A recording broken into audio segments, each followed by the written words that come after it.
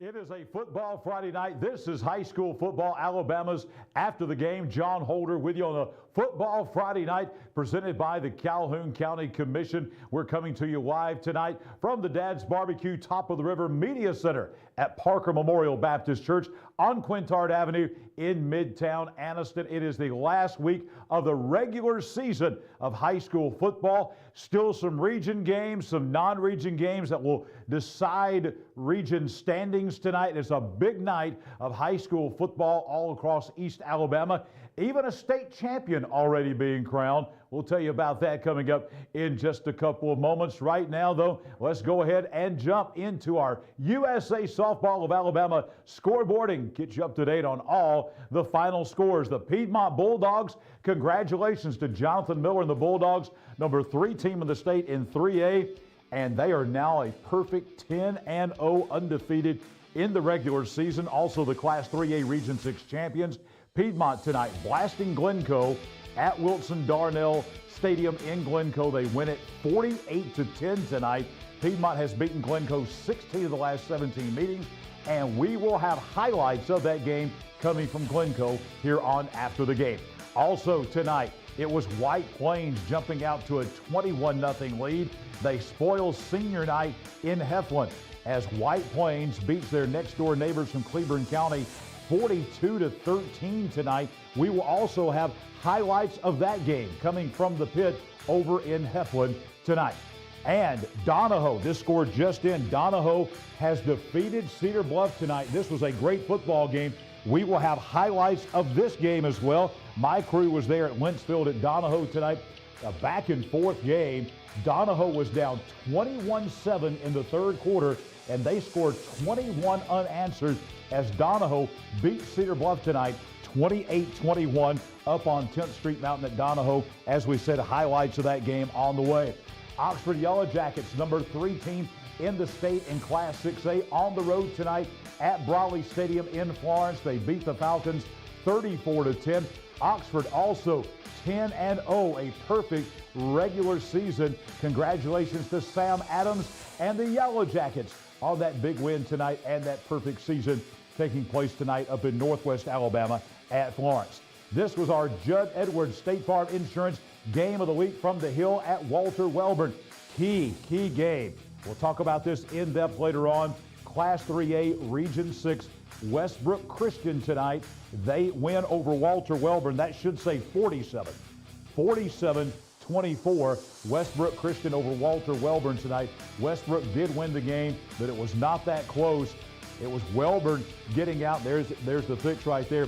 Welborn got out to a 12-0 lead in this game in the first quarter, and then Westbrook scored 33 unanswered and then cruised to a 47-24 win over Welborn on the Hill at Walter Welborn.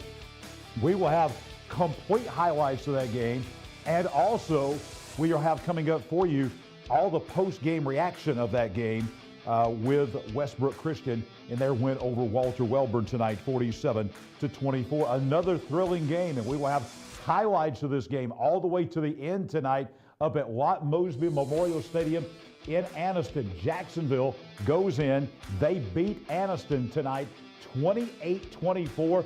This was another game that was back and forth from beginning to end. Jacksonville comes from behind, and they beat Aniston tonight 28-24. Big rival game in Calhoun County, and we will have highlights of that game coming up on After the Game. Locust Fork and Sachs tonight. Locust Fork comes in. They will be the runner-up in Class 3A Region 6. They beat the Sachs Wildcats out at Jack Stewart Field 54-32 the final tonight.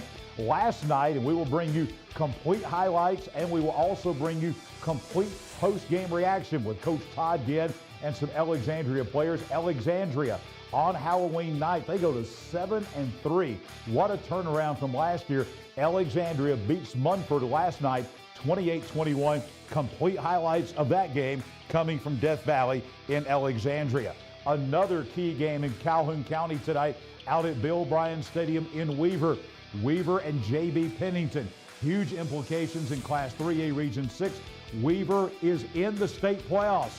4-6, they end the regular season. They will now be the number 3 team coming out of Class 3A Region 6. They'll be traveling on the road in the first round of the Class 3A state playoffs next week as Weaver tonight beats J.B. Pennington 54-21.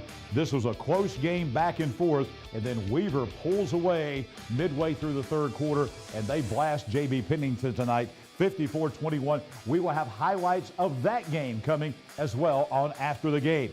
A big congratulations to Coach Tommy Miller and the Jacksonville Christian Thunder winning a state championship tonight in Tuscaloosa.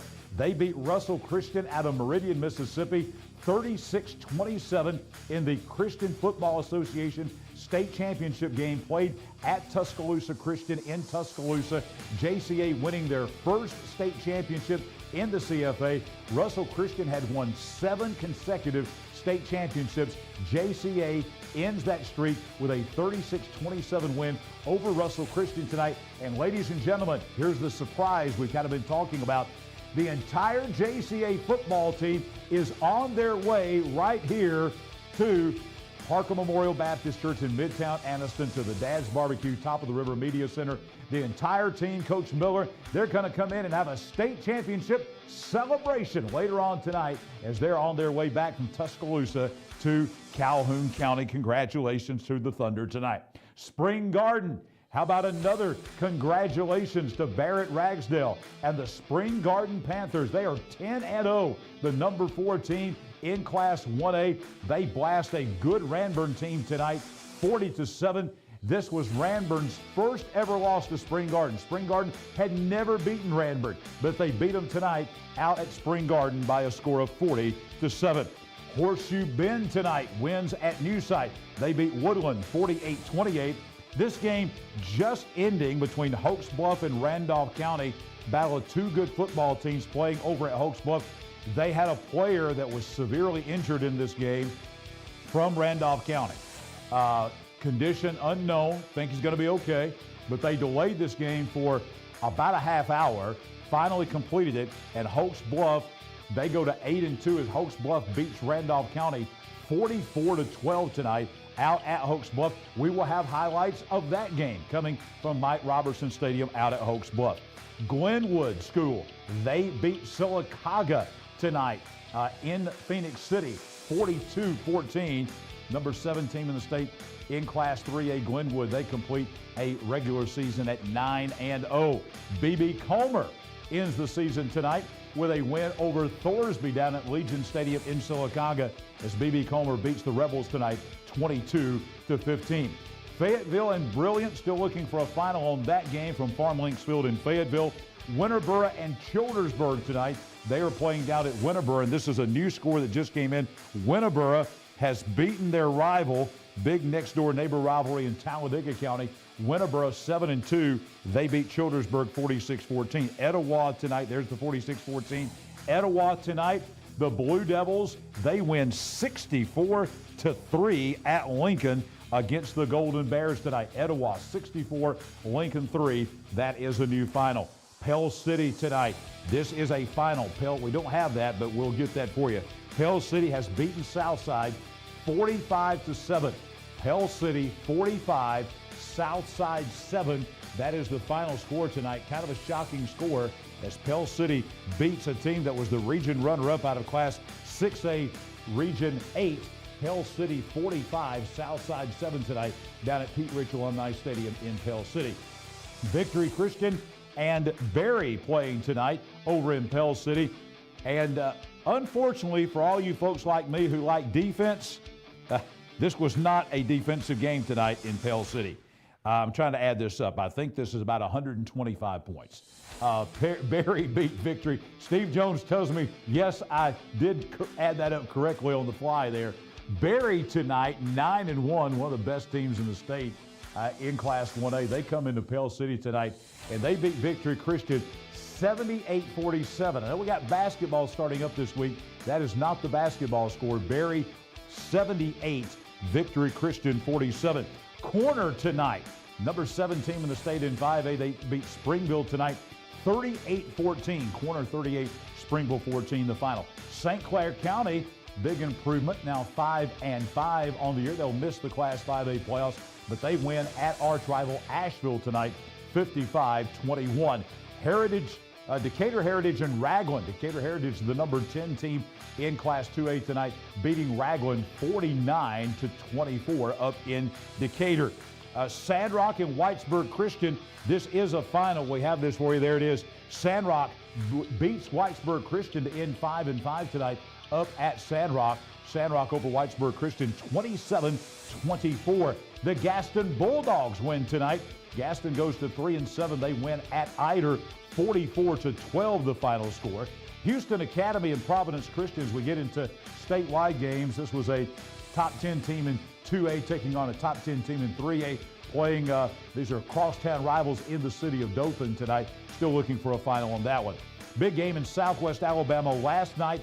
Thomasville, number 4 team in 3A, blasting their arch rival. It's the oldest rivalry in the state. Beat number 7 Clark County of Grove Hill 56-7 last night in Grove Hill. Tonight in Coleman County, this is now a final. Fairview, number 4 team in 5A, beating the number 5 team in 4A. This is an all Coleman County matchup, non-region game. Fairview beat Good Hope. We have this for you. Fair Hope 48, Good Hope 21. Fair Hope 48, Good Hope 21, as Fair Hope will finish the season undefeated at 9-0 in Class 5A.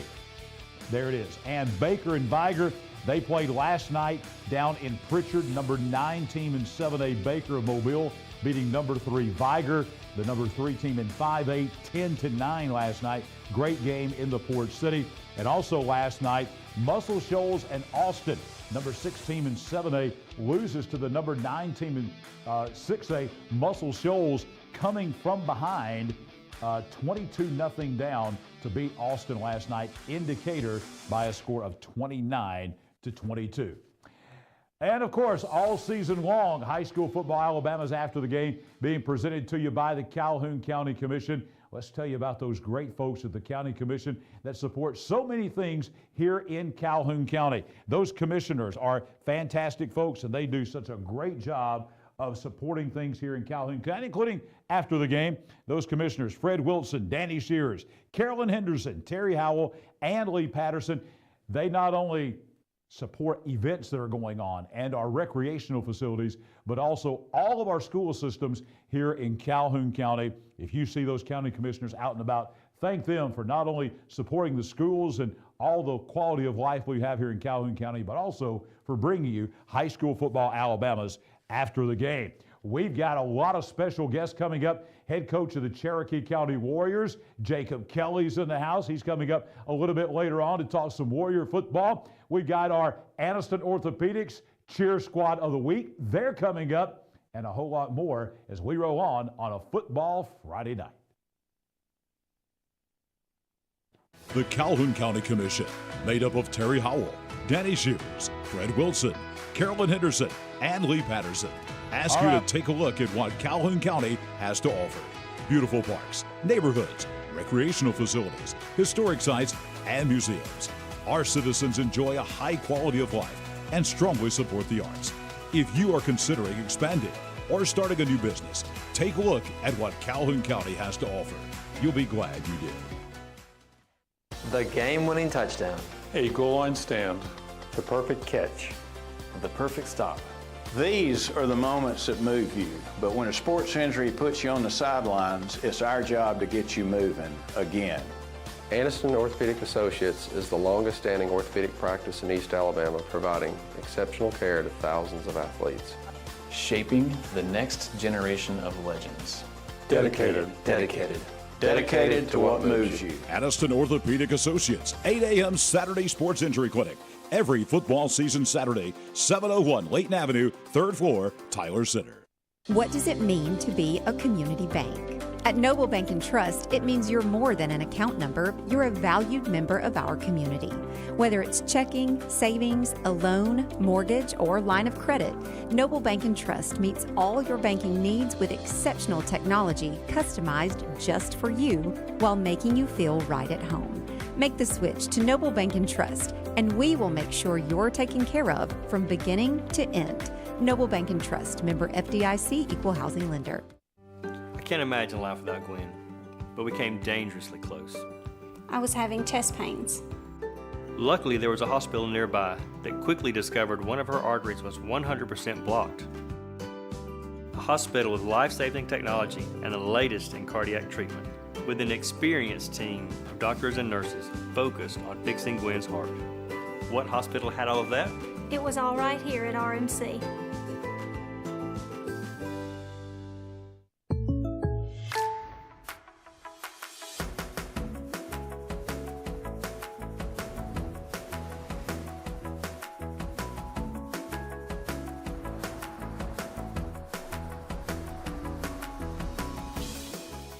The State Farm Personal Price Plan helps you create an affordable price just for you.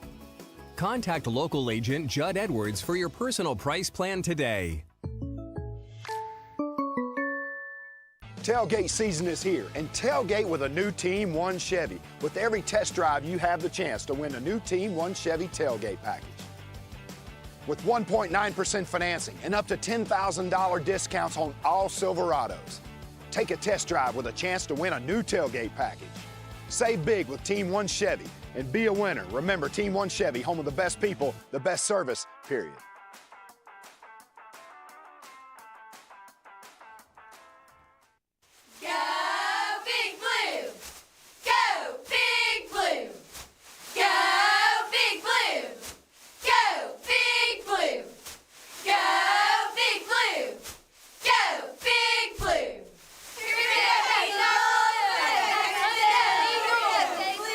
That's our final Aniston Orthopedics Cheer Squad of the Week. The Jacksonville High School Golden Eagle cheerleaders with us live here tonight on After the Game, and we've not seen the last of them. They are coming back. You're going to hear some more from them and see them a little bit later on in just a few moments. Right now, a lot of scores pouring in. We got all the finals except for one, and we want to go ahead now and go back to our USA Softball of Alabama scoreboard and run through all these scores very quickly. We've got Piedmont tonight. They beat Glencoe 48-10. Highlights of that game on the way from Glencoe. Highlights of this game on the way. White Plains tonight winning over Cleveland County and Heflin 42-13. Highlights of this game on the way. Our guest that's coming up in just a moment was at this game. We'll talk with him a little bit about this one. Donahoe, a big come from behind win, beating Cedar Bluff tonight 28-21 up at Donahoe. We'll have highlights of that game. We did not have highlights of this game because Oxford was in Florence tonight, but Oxford caps an undefeated regular season. Number 3 Yellow Jackets win at Florence tonight, 34-10. We will have complete highlights of this game, and that is the game between Westbrook and Walter Welborn from the Hill at Welborn. This was a game with major implications that we'll talk about in depth in Class 3A Region 6. And that was Westbrook Christian beating Welborn tonight, 47-24. That's our Judd Edwards State Farm Insurance game of the week. So we'll have Coach Michael Short, Jordan Smith. They will be coming to you live, bringing you all the post-game reaction and all the highlights from out of the hill at Walter Welborn, where Westbrook beat Welborn tonight, 47-24. Jacksonville, ladies. Jacksonville, let's hear it. Golden Eagles. Yeah. Jacksonville come from behind win over Aniston tonight up at Lot Mosby Memorial Stadium, 28-24. We'll have highlights of that game coming from Chinklot Memorial Stadium, Lot Mosby Memorial Stadium. Also tonight out at Sachs, Locosport, they're going to be the runner-up in Class 3A Region 6. They beat Sachs tonight, 54-32. Also from last night, we're going to bring you complete highlights and the post-game reaction with Todd Ginn and the Valley Cubs. Alexandria on Halloween night in the Valley, Death Valley, black jerseys. Alexandria beats Mudford last night, 28-21. Complete highlights and post-game reaction from that game coming as well. Another huge game in 3A Region 6 at Bill Bryan Stadium in Weaver tonight. Weaver beating J.B. Pennington 54-21. Weaver Bearcats, folks, they're headed for the state playoffs in Class 3A Region 6 as the number 3 team in that region. They'll travel to play at Sylvania next week in the first round of the 3A playoffs. Highlights of that game coming, Weaver beating J.B. Pennington 54-21 tonight. Also tonight, we have a state champion from the city of Jacksonville. The Jacksonville Christian Thunder winning at in Tuscaloosa. They beat Russell Christian from Meridian, Mississippi tonight, 36-27. Their first state championship in the Christian Football Association. Russell Christian had won 7 consecutive state titles, but not tonight. Jacksonville Christian wins it. As we've told you, the entire JCA football team, maybe the whole school, is on their way here from Tuscaloosa. They're going to be live on After the Game tonight, and we're going to have a state championship celebration tonight with JCA beating Russell Christian 36-27 down in Tuscaloosa tonight. Congratulations to the Thunder. Spring Garden Panthers. Barrett Ragsdale and the Panthers, number 4 team in 1A. They finished 10-0 as they beat Ranburne tonight 40-7 out at the Garden. Horseshoe Bend, 20 points better than Woodland tonight, 48-28 the final score in that game. Also tonight, this was a big game going in. Both teams were 7-2, but Hokes Bluff had their way with Randolph County tonight. We will have highlights of this game from Hokes Bluff. They had a very serious injury. They called the air medic helicopter in to attend to a player from Randolph County. Weather conditions, because of a low ceiling, did not allow the helicopter to come in. So they're transporting this player by ambulance. We think he's going to be okay, is the good report we're getting. Hokes Bluff wins the game. This was delayed for a while. Hokes Bluff beating Randolph County tonight, 44-12. We'll have highlights of that game coming from Hokes Bluff later on tonight. Also, the Glenwood School down in Phoenix City, Smith Station actually, number 7 team in the state in Class 3A. Their first year in the Alabama High School Athletic Association, and they wind up 9-0 undefeated as Glenwood beats Sylacauga tonight down in Smith Station, 42-14, the final in that game. As we stay down to the south, BB Comer wins tonight at Legion Stadium in Sylacauga. They beat the Thorsby Rebels 22-15 tonight. I don't know that we have a final yet on Fayetteville and Brilliant, but I will tell you that late in the game, Fayetteville was winning, beating the Brilliant Tigers tonight down at Farm Links Field 30-18. That was late in the fourth quarter. We will for sure have you a final coming up a little bit later on. Big rival game here between Winterboro and Childersburg. Winterboro wins it 46-14. Winterboro will be at home next week, taking on an old rival, the Raglan Purple Devils, in the first round of the Class 1A state playoffs. Also tonight, the Etowah Blue Devils, Scott Peavy and the Blue Devils went into Lincoln tonight, and they close out their season with a win tonight, and a big win. Etowah beats Lincoln 64-3, the final tonight at Lincoln. Also tonight, Pell City, huge win over Southside. That is a correct score, folks. Pell City all over Southside tonight, down at Pell City, 45-7, the final in that game. Also this evening, it was, there it is, 125 points tonight. Barry beating Victory Christian over in Pell City, 78-47. Not the basketball game, that's the football game. Corner, number 17 in Class 5A, beating Springville tonight, 38-14, out in the corner of Jefferson County. St. Clair County bounces back after that loss to Jacksonville last week. St. Clair County bounces back and beats Asheville 55-21. Decatur Heritage, a winner over Raglan. Both these teams will be in the state playoffs in their respective classifications. 2A Decatur Heritage beats Raglan tonight 49-14 up in Morgan County. Sandrock tonight, they beat Whitesburg Christian 27-24. Gaston Bulldogs win over Eider. Gaston goes to 3-7 in the first year with Derek Sewell as Gaston beats Eider at Eider tonight 44-12. Now let's take a look at statewide scores. This was the only score we were missing. This was the Houston Academy Providence Christian game in Dothan tonight. Number 10 in 3A beating number 9 in 2A. 45-7 Houston Academy over Providence Christian.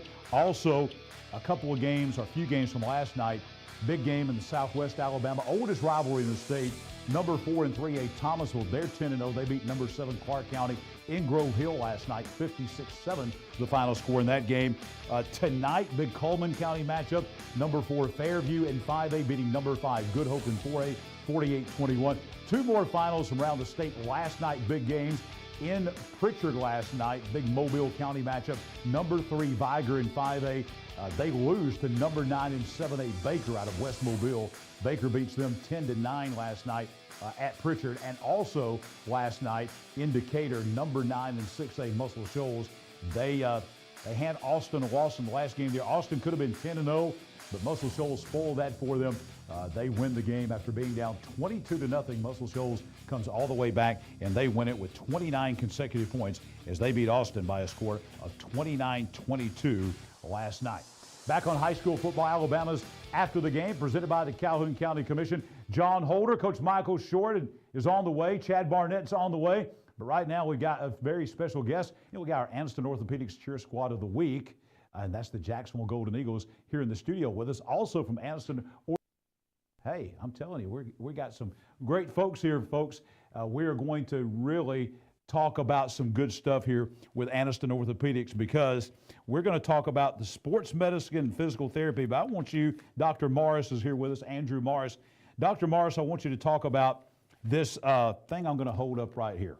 This is a brand new coloring book that's coming out that you come up with, that you guys have exclusively, that you're going to hand out all over this county to little small kids who maybe have never had an x-ray before or a broken bone.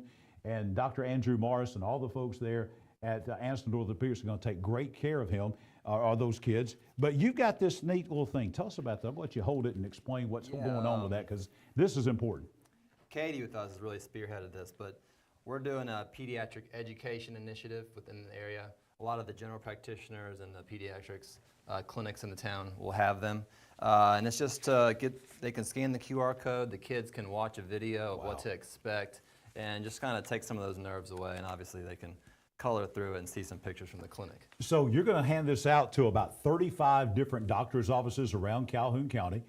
So if you've got little children and you go in there, you just hand this, they can color on it. That's right. They can scan it on their phone, and then there are 4 different videos, is that right? Yes. That kind of takes a little of the fear away with kids don't understand about getting cast and x-rays and things like that, right? That's right, that's right. I think it's going to be really good for us. Also, we have some field trips planned. Some schools will come into our clinic and learn some things as well. Tell us about now high school athletes, because we've been talking all year long about the Saturday morning sports clinic at 8 o'clock. You're at the Tyler Center, Aniston Orthopedics. You have this free Saturday morning sports clinic out there, so athletes can come in there and kind of get checked out and don't have to wait till Monday, right? That's right. It's going on tomorrow morning at 8 a.m. Also, we'll have it the next weekend, first week of playoffs, Saturday morning at 8 a.m. We have several teams that we cover that are still in, so we'll this Saturday, next Saturday, you're welcome to come get checked out. I saw Dr. Morris on the sidelines up at Donahoe tonight. When we arrived, Cedar Bluff was up 13-7.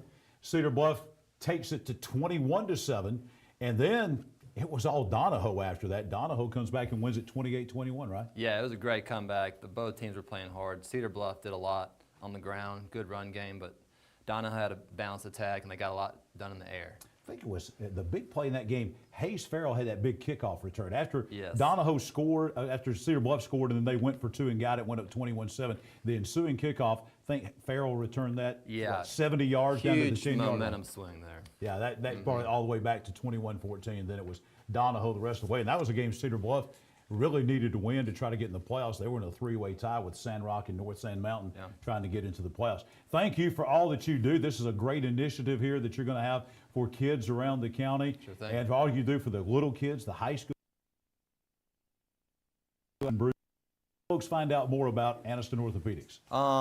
You know, you can always go to our website. We have a good sports medicine program. Really the backbone of it is our trainers. We got Sean Seeger and Jessica Snyder. They do a great job for us. We're at the Tyler Center right across from the hospital. We have on-site x-ray. We have physical therapy in the same building. We're always going to start with conservative treatment first, and our goal is just get people back in the game quickly.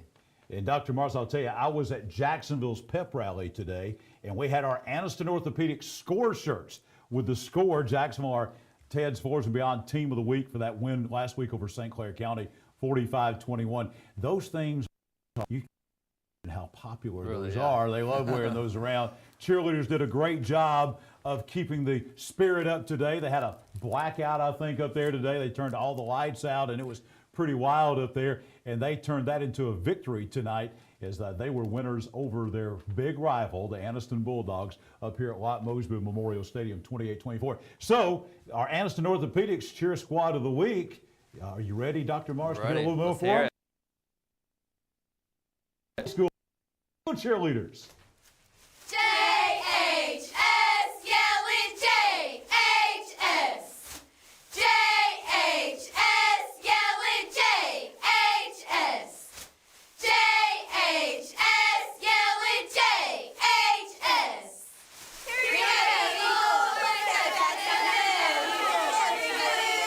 Your home is a reflection of you. We understand that. That's why we'll personally help guide product selection, finance, and installation. We have an extensive selection of designer tile, stone, carpet, laminate, hardwood, cabinets, and outdoor products, all with industry-leading quality. Let us help you choose the perfect touches for your entire home. We offer free in-home estimates and design consultations. Visit us today at Ted's Floors and Beyond. We stand for Mother Nature, home sweet home. The best you. Sunsets with friends. Hustle. Art that lasts.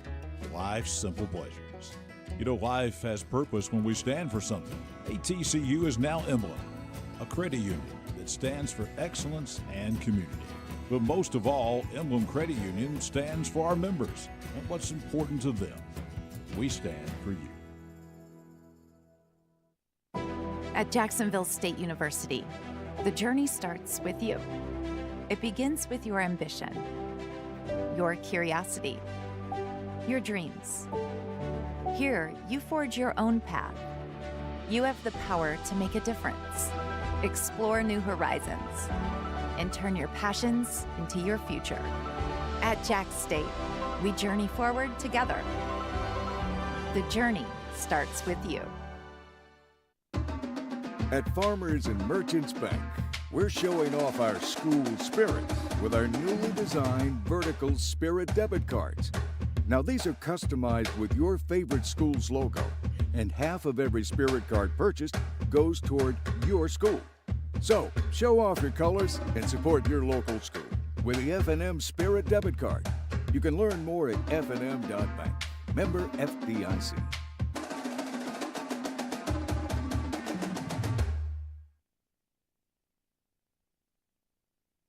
Your neighborhood Grub Mart is your one-stop shop for everything you need when you're on the go. Grub Mart features the best prices on Coke and Pepsi products and is the home to the 99-cent bag of ice every day. And Grub Mart is your exclusive home for the popcorn bucket. Purchase yours for only $5.99, then bring it for free refills throughout the year. And save every day with your Grub Mart Super Saver card. When you're on the go, it's good to know Grub Mart has everything you need. Gas, diesel, and delicious Oleo donuts. In business over 78 years, visit your local Grub Mart today.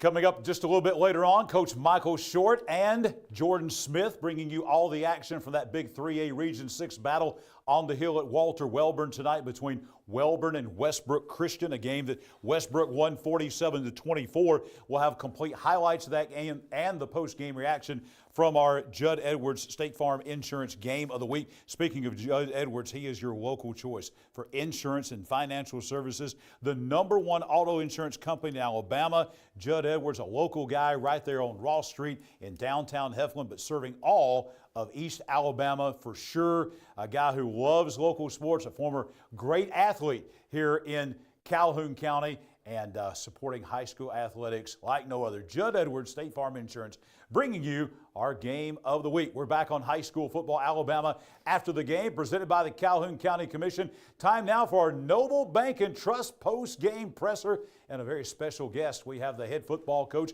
of the number 3 ranked team in the state in Class 4A. No surprise there, the Cherokee County Warriors. Coach Jacob Kelly. Coach, welcome in. Coach Michael Short. Welcome in, Coach, for the first time tonight. Glad to have you with us. Glad to be here. And you're open tonight, so you're just kind of intently watching Madison Academy and Westminster Christian. Madison Academy wins the game, so that means you now know who you're playing. You and I are texting today. Westminster, who you've had some history with, they're going to come to Bobby Joe Johnson Field next Friday night. Yeah, we get to stay at home on this one, but I'll tell you, I watched the pretty much the whole game on NFHS tonight, and Westminster played their tails off. I mean, it was a really good game. In that game, you know, Madison Academy, they played 8 times before. Westminster never beat them, and to be honest, the scores really haven't been close. You know, sometimes maybe in the second halftime they were close or whatever, but it was tied at 14 and a half, and it was a battle. You know, Westminster did some things that we didn't see them do last year. They got in the T formation and 2 tights in the T, and I was like, okay, well, that's different. They're giving you some stuff to prepare for extra this weekend, Coach. You know, we're off. Yeah. So we tried during the off week to kind of do things that both of them run a 3-5 on defense. So from an offense standpoint, that was a little bit easier. Mm-hmm. You know, everybody has different blitzes and whatever in the 3-5, but offensively, you know, last year Westminster was empty. They were spread. You know, they did a lot. They had that great running quarterback. You know, they threw a ball and so they were. Everything was kind of keyed around him. We hadn't seen a lot of them this year. And then Madison Academy, you know, they're spread, but they do a little bit more things with you know, they've just got some athletes all over the place, and they lost a lot up front, but they do a lot of different formations. So anyway, going in this week, we try to do things that would help us against both, you know, and definitely focus on us. Coach, over the last couple of years, because you've been the North representative in 4A going to the Super 7, there's probably no one more well-versed in North Alabama 4A football than you, because you played so many of these teams in the North the last couple of years. So you've played the West Morgans and the Westminsters and on down the line. So kind of assess in your mind right now, before we kind of talk about your team, kind of talk about as we begin the playoffs, how you kind of see 4A North this year. Well, you say that, and I've seen a lot of the teams on film, but you know, going into this year, if you just look at kind of last year and certain things like graduation, West Morgan graduated a lot. You know, we only had, I think, 11 seniors last year. I think they were closer to the 20 mark, and you know, they're right back at it. So I hadn't seen any film on them this year, but I know they were rolling, and they played Dexter tonight, and that game's always a war. I think it went into overtime, and I think when I was in the sitting room, I think somebody said they won it in overtime, so, or maybe double overtime, I don't know. But there's really good teams in every region. You know, we scrimmaged North Jackson. North Jackson's the Region 8 champion, and we in that scrimmage game, I remember, and I told Coach Haas this week, I said they've got a chance to win that region, you know, because they were physical in the box, and they had tremendous good skill around the freshman quarterback that they had, and so obviously they got to rolling, and you know, the North Jackson's a really good football team. Good Hope was in our region last year, and they moved over to Region 5, and I think they ran the table. I think they're still undefeated. They got beat. Fairview beat them tonight. So they're but Fairview was undefeated. Fairview's a good 5A team around that area, and I think that's a traditional rivalry game in the county of Coleman. But you know, they play really good defense. They're hard-nosed kids. And so, yeah, Randolph, Madison Academy, Westminster, they're always, you know, the private schools in Huntsville are always really good football. They got really good players. They're disciplined, and, you know, they do things in the special teams games that you might not see from week to week. You know, they're always going to be solid in the kicking game. Westminster's got a great kicker. You know, he made a field goal tonight, really good on his punts, and also played, I think, outside linebacker too. So that's always. That's because all those schools in Huntsville have great soccer programs. So they all got great kickers. He's either the goalie or he's somebody that can flip the field with his feet. But yeah, he can kick it. But there's really good teams in the north, and you know, we've been fortunate to see. But you know, to be honest, we've played some of the same teams in the last couple of years, and I know Brooks and Deschler. We played Central Forsyth.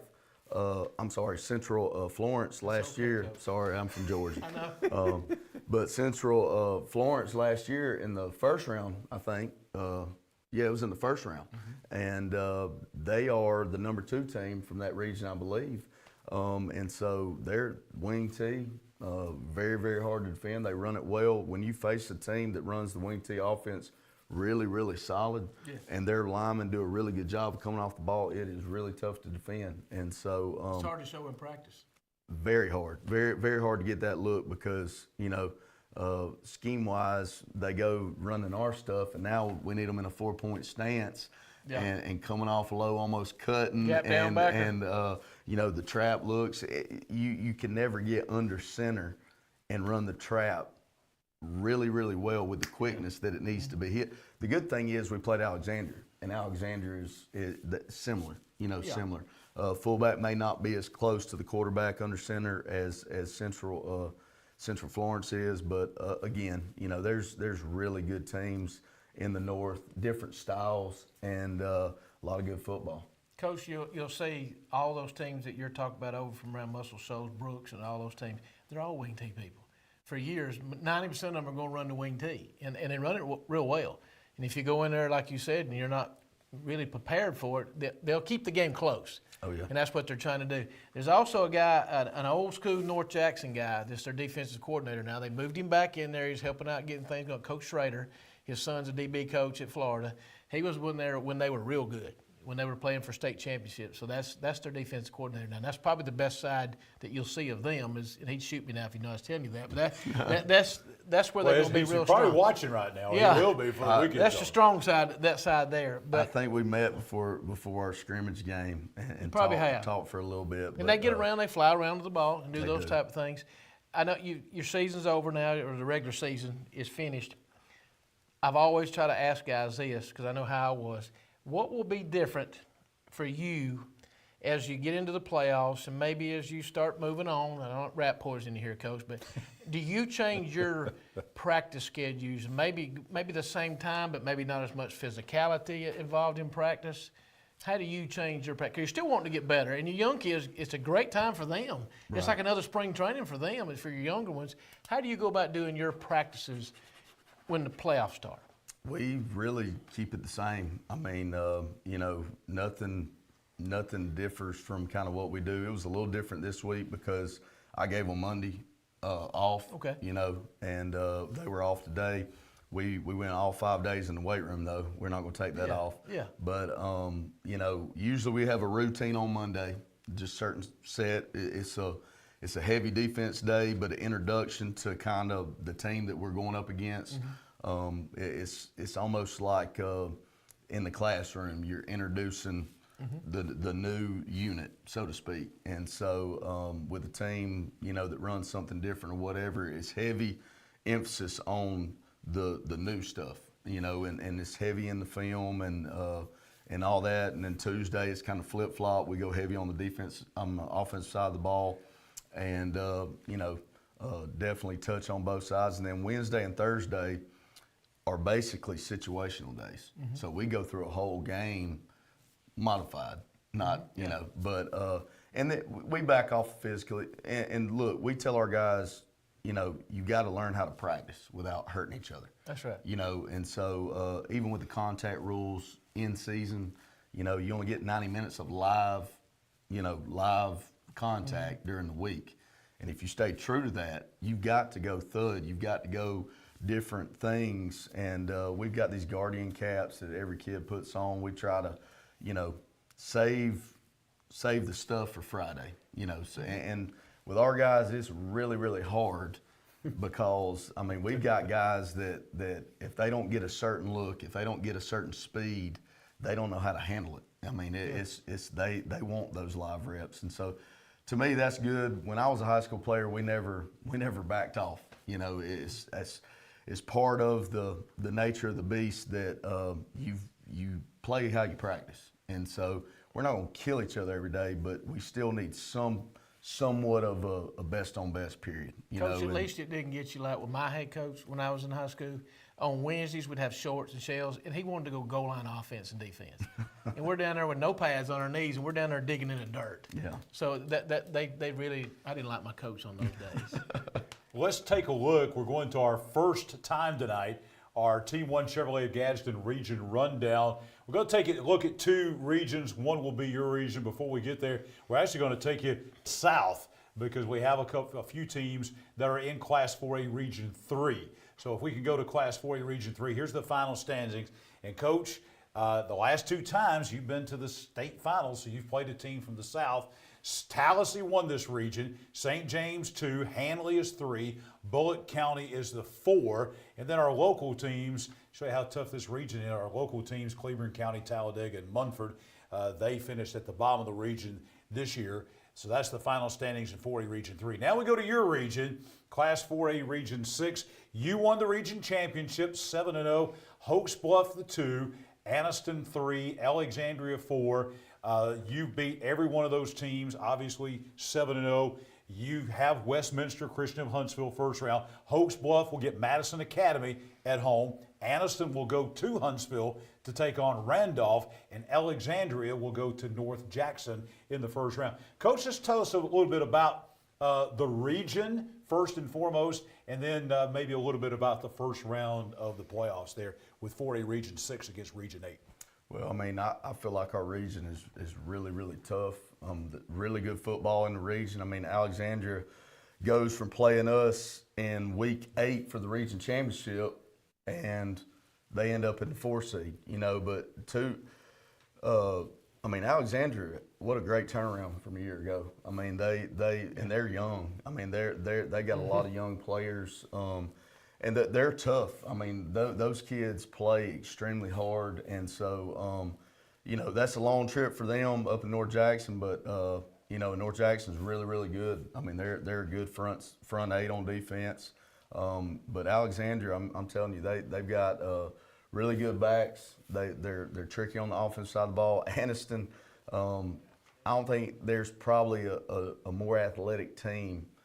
I mean, I'm just not talking about the North. I mean, they've got some great athletes, and they're big. That's the biggest offensive line, I think, that we saw the entire year. And they get after it. They move extremely well. They'll give Randolph problems, you know, just because Randolph's going to formation you to death, and they're going to throw it all over the yard. And the thing about Aniston is they can lock you up man. Yeah. They can play man to man.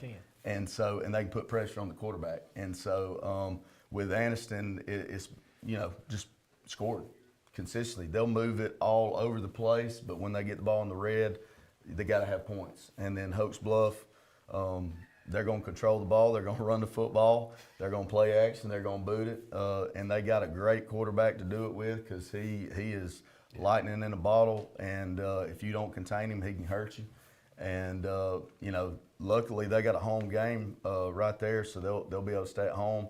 They're going to have to defend Madison Academy skill players because Madison Academy has got really good receivers. They're long, they're tall, they got a good running back, and then they've got one of the best. I'm telling you, he made a difference in that game tonight. Their middle linebacker, he also plays a little bit of tailback, a little bit of tight end, H-back for them. Number 2, I don't know the kid's name, but he is a pretty joker. He's like 6'. I think he's committed to Mississippi State, but he's a problem. If you don't block him, he will make the tackle 100% of the time. Coach, Aniston, the way I look at it, skill-wise, athletic-wise, is a whole lot like the people you would face, not rat poison, but a lot of Southern teams. They would be athletically like a lot of the Southern teams you see in 4A, just athletes all over the place. Well, last year they were in the South. So, I mean, you know, and 2 years ago, I think they were up big on Andalusia the year we played Andalusia for a state title. So, they have the ability any play to take it the distance if you don't tackle them. And even sometimes if you're in position, you still don't make the tackle. Still make it, you're right. And so, they've been battle tested because they've played one of the hardest schedules in 4A in their non-region. Beauregard, Pleasant Grove. Who was up? Jacksonville tonight. And so, tremendously tough non-region schedule. They're battle tested, and so, I'm not making any predictions, but I'm telling you, we got a really good region, and they'll be prepared, coming into the playoffs. Coach, let's talk about your team before we let you get out of here, because I know you got a long trip in the morning down to Montgomery for that playoff coaches meeting. Let's talk about your team, because you've got some really spectacular players there at a lot of different positions. You've got some of the top football players, regardless of classification, in this part of the state of Alabama. I'm going to begin with Tay Diamond. Yeah, Tay is he's a special kid.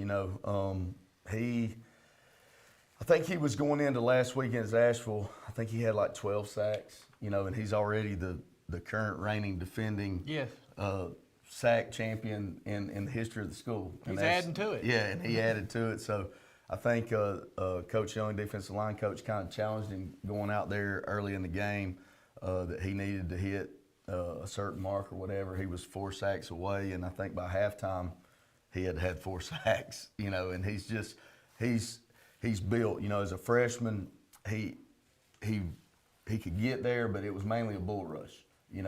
And he's just added to things to do, and he's got great instincts. So he knows when he's coming off the ball, when the tackle is setting on him, he can instinctively decide what he needs to do based off of the calls that we have. And playing offense has made him better because now his hands are better. Well, I'm telling you, he's. I was looking at him and Tristan and Keyshawn, and then you go back to Jacob last year, and then you go back a couple years ago because I was thinking about Jack Amos the other day, and we've just had a blessed group of skill guys in the last couple of years. And, Tay and Tristan and Keyshawn, they've all kind of flourished in this year's version of what we needed to do with what we graduated. But I'm most impressed with the growth of our offensive line from game 1 until, the second half of this season, because they've really gelled, they've really come together, they're making the right calls. They're we're not perfect, but the thing that I see them doing is they're finishing, they're staying on blocks, and they're finishers. So they like to finish on top. And so anyway, they in the backs, we give them the credit. But another thing is we've had pretty good development at just areas that might go down. So week 2 in Arab, we lose Carson Tittle again. Second year in a row that he's had to have ACL surgery, and we throw in a 10th grader. Adam Griffith has took us from the time he took over and just continued to get better and better. He was 4 for 4 last Friday night. The week before he was 4 out of 7. The week before that he was 8 of 9. And so you think about what we ask our quarterbacks to do. Adam does it, and he sets the protection. He tells the guys, he gets us in the right plays. And so when you've got a 10th grader that can do all that and that is, as smart as Adam is, sometimes he's too smart because, everything nowadays is like RPO game. And so we add RPOs to try to keep people out of the box, and that don't always work. But, we had some RPOs that were open the other night. And I was like, hey, why ain't you throwing the ball? And when I tell you the scientific answer that he gave us was like, I don't even know what to say to that. Like, you gonna coach one day? I mean, we'll just have to adjust that and draw something. So we drew something up at halftime of the Alexandria game, and then in the next 2 possessions, we threw touchdowns on the very first play.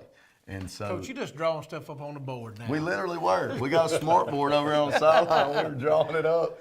And so anyway, but yeah, he's a tremendous player for us. He's come a long way. And part of that is our success is due to him and his growing up in the time of fire, because he didn't have any time to really think about it. That just proves that he was prepared, he was ready. His time got called, and then defensively, you know, I feel like, you know, not to say we're better than any other year, but we're extremely fast in the football, you know, and they, you know, they're playing together.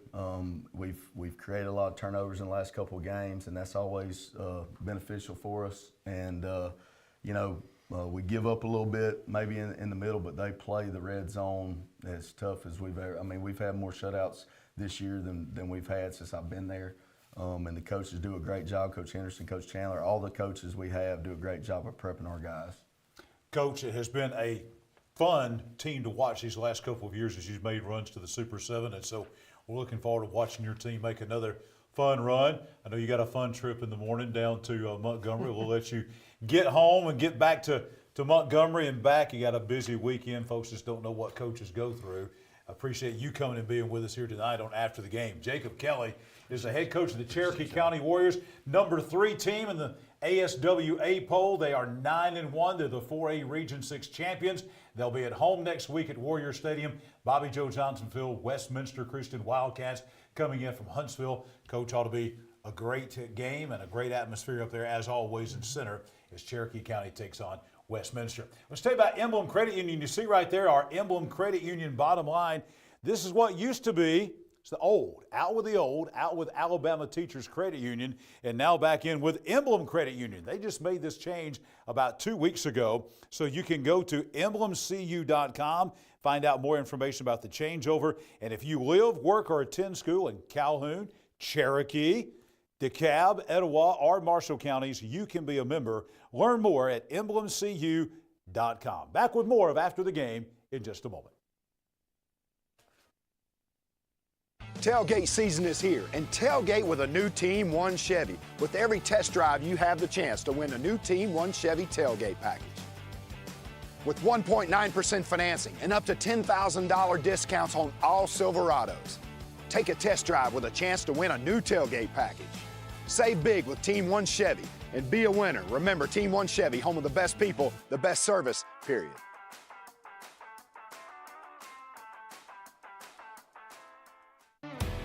McClellan Sports and Outdoors, locally owned and operated since 2008. We offer embroidery, sublimation, and screen printing, and we stock a large selection of team equipment. We have a large showroom with tons of gear and shoes to get you and your family ready for your next activity. Adidas, Under Armour, Maui Jim, Evo Shield, Wilson, and more. We are located in the heart of Calhoun County, here to serve our region with all your athletic needs. At Farmers and Merchants Bank, we're showing off our school spirit with our newly designed vertical Spirit debit cards. Now these are customized with your favorite school's logo, and half of every Spirit card purchased goes toward your school. So, show off your colors and support your local school with the F&M Spirit debit card. You can learn more at fnm.bank. Member FDIC.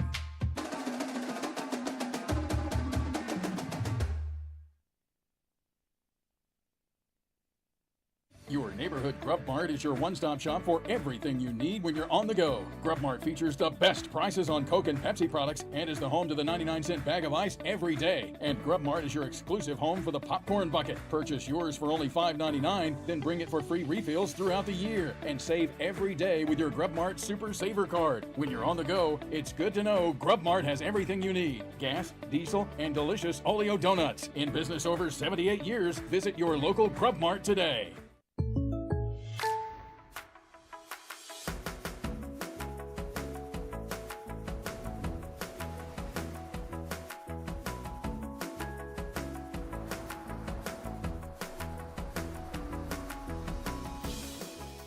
The State Farm Personal Price Plan helps you create an affordable price just for you. Contact local agent Judd Edwards for your personal price plan today.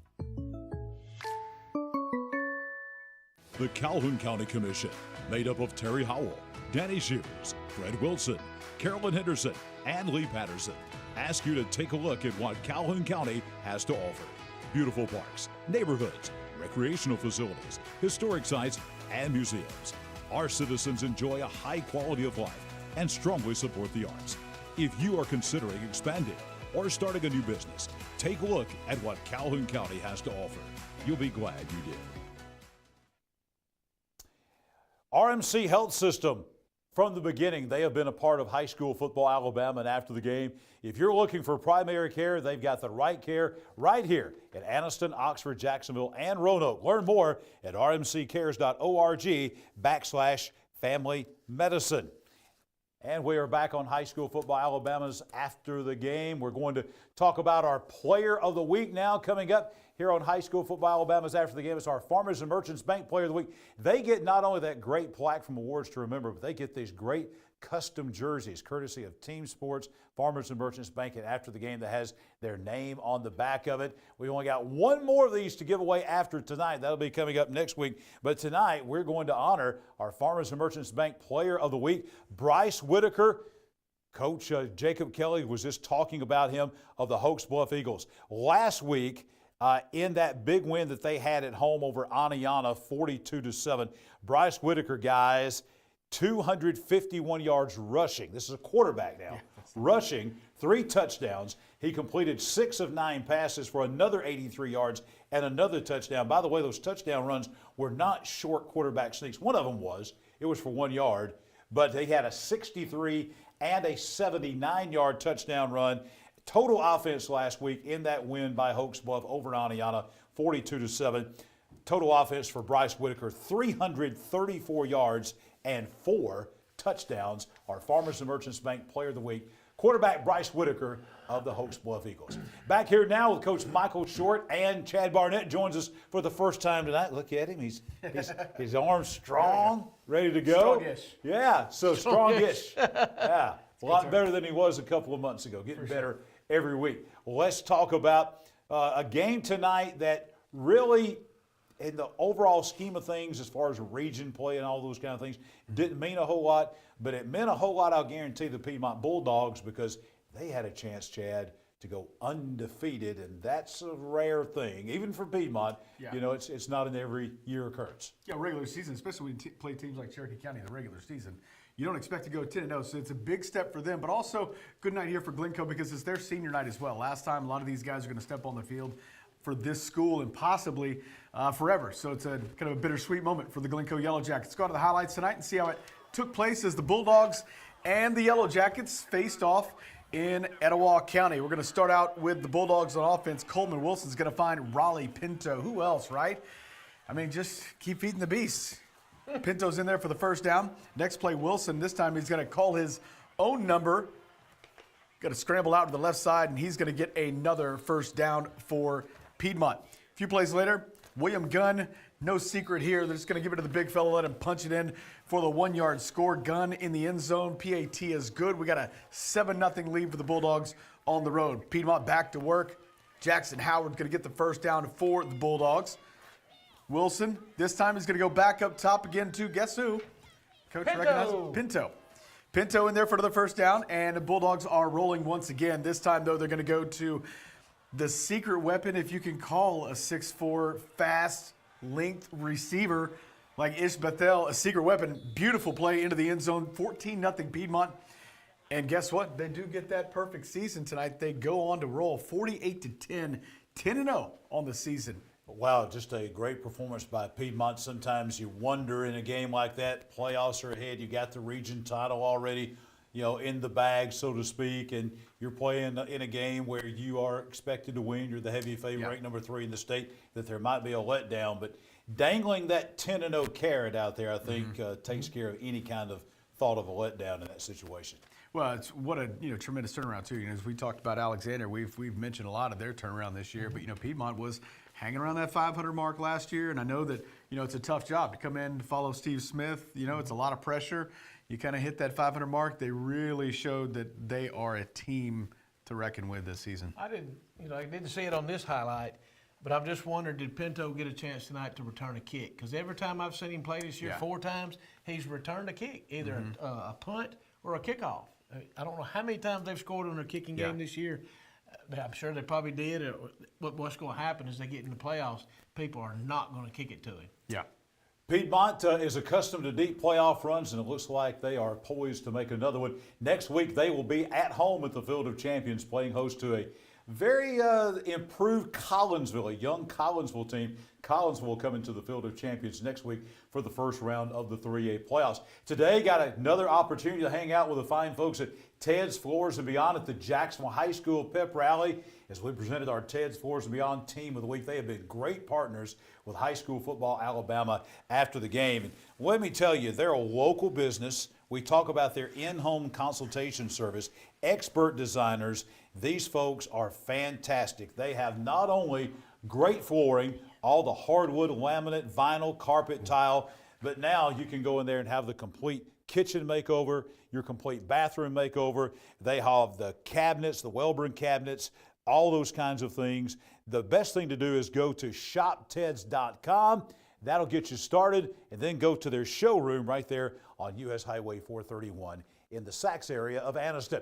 Time for our first extra point of the night, presented by State Representative Randy Wood out of District 36. Elba running back Alvin Henderson became the state's all-time leading rusher last Friday night as the Tigers beat Florala. Henderson scored 4 touchdowns in the win, upping his season total this season, 2,625 yards on 207 carries, 46 touchdowns this season. He leads the nation this season in rushing and touchdowns. His career rushing total now 9,935 yards, 178 rushing touchdowns. He could become the first 10,000-yard rusher in state history. That includes folks like Bo Jackson, Cardell Williams. In first round of the playoffs, that would put him in an elite group nationally as well, at only the 8th high school running back to reach that milestone in his career. He broke the previous record, kind of sad for us here in East Alabama, 9,839 yards, set by Alexandria's Matt Campbell from 1993 to 1997. And who was there to present him a game ball? Matt Campbell. Who drove all the way from Huntsville to Elba, which basically is almost like driving from Tennessee to Florida. Great show of class from our Matt Campbell from right here in East Alabama. We'll be back with more of After the Game, presented by the Calhoun County Commission. The game-winning touchdown. A goal line stand. The perfect catch. The perfect stop. These are the moments that move you. But when a sports injury puts you on the sidelines, it's our job to get you moving again. Aniston Orthopedic Associates is the longest-standing orthopedic practice in East Alabama, providing exceptional care to thousands of athletes. Shaping the next generation of legends. Dedicated. Dedicated. Dedicated to what moves you. Aniston Orthopedic Associates, 8 a.m. Saturday Sports Injury Clinic. Every football season Saturday, 701 Layton Avenue, 3rd floor, Tyler Center. What does it mean to be a community bank? At Noble Bank and Trust, it means you're more than an account number. You're a valued member of our community. Whether it's checking, savings, a loan, mortgage, or line of credit, Noble Bank and Trust meets all your banking needs with exceptional technology customized just for you while making you feel right at home. Make the switch to Noble Bank and Trust, and we will make sure you're taken care of from beginning to end. Noble Bank and Trust, member FDIC, equal housing lender. As a social worker, my cousin devotes her career to helping others. But when she was diagnosed with cancer, she was the one who needed help. She needed a hospital with an accredited cancer program and the latest in technology and care options. Plus, a compassionate team of doctors, nurses, and counselors with treatments that fit her schedule. So where did she find all that? Right here at RMC. We stand for Mother Nature, home sweet home. The best you, sunsets with friends, hustle, art that lasts, life's simple pleasures. You know, life has purpose when we stand for something. ATCU is now Emblem, a credit union that stands for excellence and community. But most of all, Emblem Credit Union stands for our members and what's important to them. We stand for you.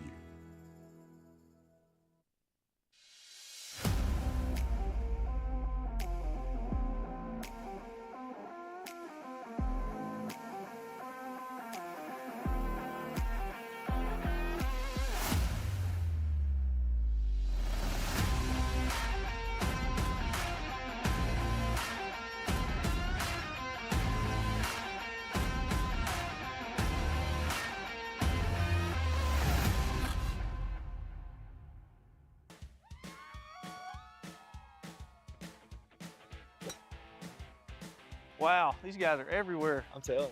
Hey, you remember when we talked about doing some upgrades to the bathrooms and the floors? I do. Well, I think it's about time we check in to do it. I know exactly who to call. They're everywhere. From your kitchen, bathroom, living room, fireplace, or anything in between, even the golf course, Ted's is everywhere. Call today for your free in-home estimate. We have been bringing you all season long our Team 1 Chevrolet of Gadsden region rundowns. That's the last night. Tonight's the last night of that. But don't worry, beginning next week, we're going to bring you our Team 1 Chevrolet of Gadsden playoff brackets, as we'll be in playoff mode next Friday night. Team 1 Chevrolet, it's tailgate season as well. 1.9% financing. They've got the Trailblazers, the Equinox, the new Silverados. You can register for their ultimate Iron Bowl tailgate package. Save big, be a winner at Team 1 Chevy in Gadsden, home of the best people and the best service, period. This is our last night of first-round voting in the Farmers and Merchants Bank Spirit Scholarship. $1,500 scholarships, 2 of them, one for a male athlete, one for a female athlete, from a school in either Calhoun or Cherokee County, all 20 of them. All right, so this is our last round of voting beginning at midnight tonight in less than 1 hour. It will last through next Friday, November 8th. Then next Friday night, we are going to begin our final round of voting for 10 days with the top 40, the top 2 from each school. We still have 4 more schools for first round voting, so we're going to show you the nominees where you can go to our Facebook page at High School Football Alabama and vote for these nominees by making a comment at our Facebook page. We're going to begin tonight with our 4 nominees from Aniston High School, and we'll begin on the female side. Jakia Cooley, GPA of 4.1. She is a cheerleader for Aniston. Also on the female side for Aniston, we have Jada Fomby, basketball player, 3.5 GPA. The 2 male athletes representing Aniston, Andrew Nelson, a 4.1 GPA in football. And also we have Dylan Goodson. He's a basketball player with a 4.0 GPA. Our next school that we're going to take a look at is the Donahoe Falcons. And we have Laura Lee Church with a 4.2 GPA, a soccer player for the Falcons. The other female nominee she's a really good athlete, for the Donahoe Falcons is volleyball and soccer player Sam Wakefield with a 4.24 GPA. The male athletes from Donahoe, Braden Johnson, that's Beef, 3.0 GPA. Beef Johnson, football and baseball player. Did I say beef? Beef, yes. And also, Ryan Crawford, basketball player, good to look at him there, with a 4.19 GPA. Those are the Donahoe Falcon athletes. Also, this week we're going to be voting for the Galesville Trojan athletes. Here are their female nominees. We have volleyball and softball player Aubrey Peak with a 3.9 GPA. The other female athlete from Galesville is Audrey Brown. She's a volleyball, basketball, and softball player with a 3.8 GPA. The 2 male athletes from Galesville, we're going to talk about him in just a little bit on an extra point. That is Alex Beatty, a football for sure, basketball and baseball player with a 3.69 GPA. And the other male athlete from Galesville is Colin Hendon with a 3.69 GPA, a football, basketball, and baseball player. And finally, we're going to have voting for the state champion Jacksonville Christian Thunder. 2 female athletes are Katie Beth Hudson, a perfect 4.0 GPA, a cheerleader, volleyball player, and basketball player for the Thunder. The other female athlete from JCA is Tori Burdett, a 4.0 GPA, a cheerleader, basketball, and track star. On the male side, Jesse Ganaway, great football player. This guy could play for a lot of teams.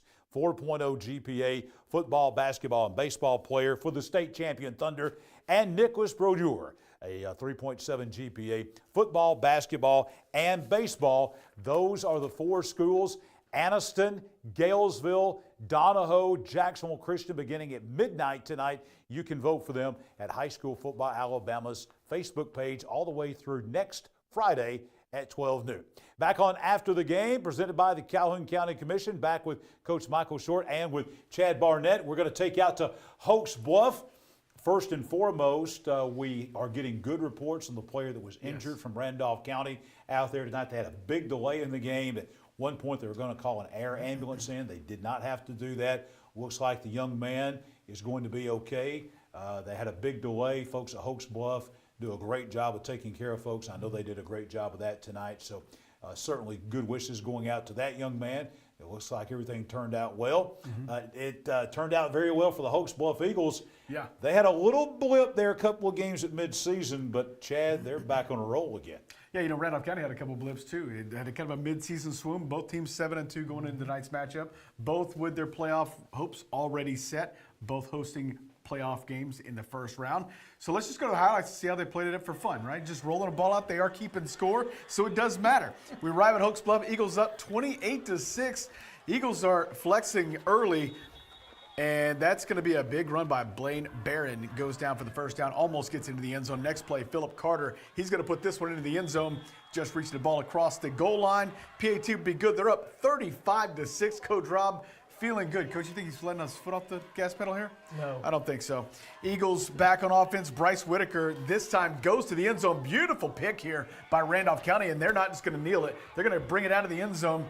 Kind of make you want to hiccup a little bit if you're a coach seeing that just go down. He gets it out to the 20, but that drive would stall. So Hokes Bluff back on offense. They're going to go back to work. Whitaker finds Carter for another Eagle first down. Hokes Bluff still driving. Next play, the ball will be fumbled, but just finds a way to eke its way out. Eagles would recover. Next play, it's going to be 4th and inches. Whitaker gets the push and the first down. So the drive is still alive. As you can see, we switched fields here, going to the start of the next quarter, fourth quarter. Whitaker calls his own number, takes it in for a touchdown. Eagles roll tonight. Impressively, 44-12 over a very game Randolph County squad. I think when you first started, you mentioned it. Just let it roll. It don't matter. Yeah. You're not going to tell Pat Prestridge either one or of Mike them. Robinson it don't matter. No doubt, no doubt. I Hey, we're promise you, keeping them score, two- right? We got on uniforms, right? You got on uniforms. Okay, all right. Let's roll it out. Let's play. That was that was an interesting game tonight. Coach Rob actually asked me this summer. He said we were in a meeting together. Coach Rob says, "John, did I make a mistake scheduling Randolph County for my?" And I said, "Well, Coach, could you not find anybody else?" Because I said, Randolph County's just, as you guys know, year in and year out, yeah. quality, tough program with great athletes, Pat Prestridge, great coaching, and all those kind of things. So I said, Coach, I don't know. You might regret that one before it's over, but they didn't tonight. Bryce Whitaker, our reigning F&M Bank Player of the Week. There are some guys, I don't know what the future holds for him as far as football, but I do college football or anything like that. But I know that Bryce Whitaker is a great high school football player. They're just guys that they may not go on to play for the SEC or in the college, but they're great high school football players. Matt Campbell was one of those, obviously. He's one of those guys. Yeah. And he showed some more of that tonight. Yeah, and I mean, it doesn't matter whether they go to play SEC or whatever. There's some NAIA schools out there. Just get to that next level. I don't care where it is. You're in that 7%, right, that makes the next level. He's somebody that could, for sure. Always good to see guys like that that are competing. If you're a quarterback for Coach Rob, you're a winner. Yeah. Because that's who he always puts at the quarterback position. You've got to be a winner. You got to be a leader. And when I saw he's a quarterback, you mentioned where he could play or whatever. He's a winner, and he'll be a winner in life because that's the only guy that's going to play quarterback for Coach Rob is a winner. That's exactly what I was thinking about Bryce Whitaker, winner. That was the phrase I was going to use. We got a lot more coming on after the game here on this Football Friday night. We've got Game of the Week. We've got in-depth coverage of last night's Alexandria and Munford game, highlights of several more games coming, and the Jacksonville Christian Thunder, they're on the way. The state champs will be here with us live tonight from Tuscaloosa, live in studio a little bit later on. Back in just a moment. That's good. The Calhoun County Commission, made up of Terry Howell, Danny Shears, Fred Wilson, Carolyn Henderson, and Lee Patterson, ask you to take a look at what Calhoun County has to offer. Beautiful parks, neighborhoods, recreational facilities, historic sites, and museums. Our citizens enjoy a high quality of life and strongly support the arts. If you are considering expanding or starting a new business, take a look at what Calhoun County has to offer. You'll be glad you did. At Jacksonville State University, the journey starts with you. It begins with your ambition, your curiosity, your dreams. Here, you forge your own path. You have the power to make a difference, explore new horizons, and turn your passions into your future. At Jack State, we journey forward together. The journey starts with you. We stand for Mother Nature, home sweet home. The best you, sunsets with friends, hustle, art that lasts, life's simple pleasures. You know, life has purpose when we stand for something. ATCU is now Emblem, a credit union that stands for excellence and community. But most of all, Emblem Credit Union stands for our members and what's important to them. We stand for you. Tailgate season is here, and tailgate with a new Team 1 Chevy. With every test drive, you have the chance to win a new Team 1 Chevy tailgate package. With 1.9% financing and up to $10,000 discounts on all Silverados. Take a test drive with a chance to win a new tailgate package. Save big with Team 1 Chevy and be a winner. Remember, Team 1 Chevy, home of the best people, the best service, period.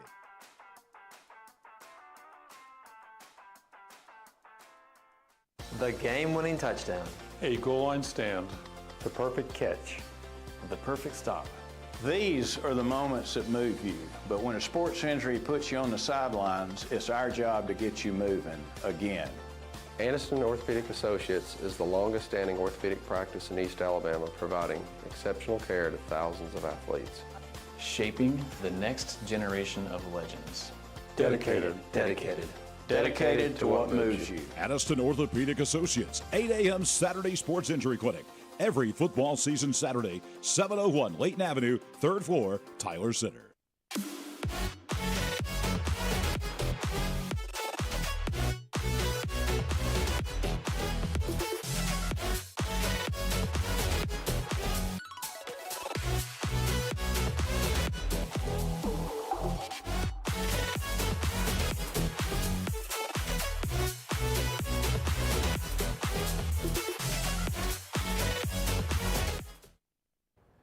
Great partners of high school football. Alabama's after the game.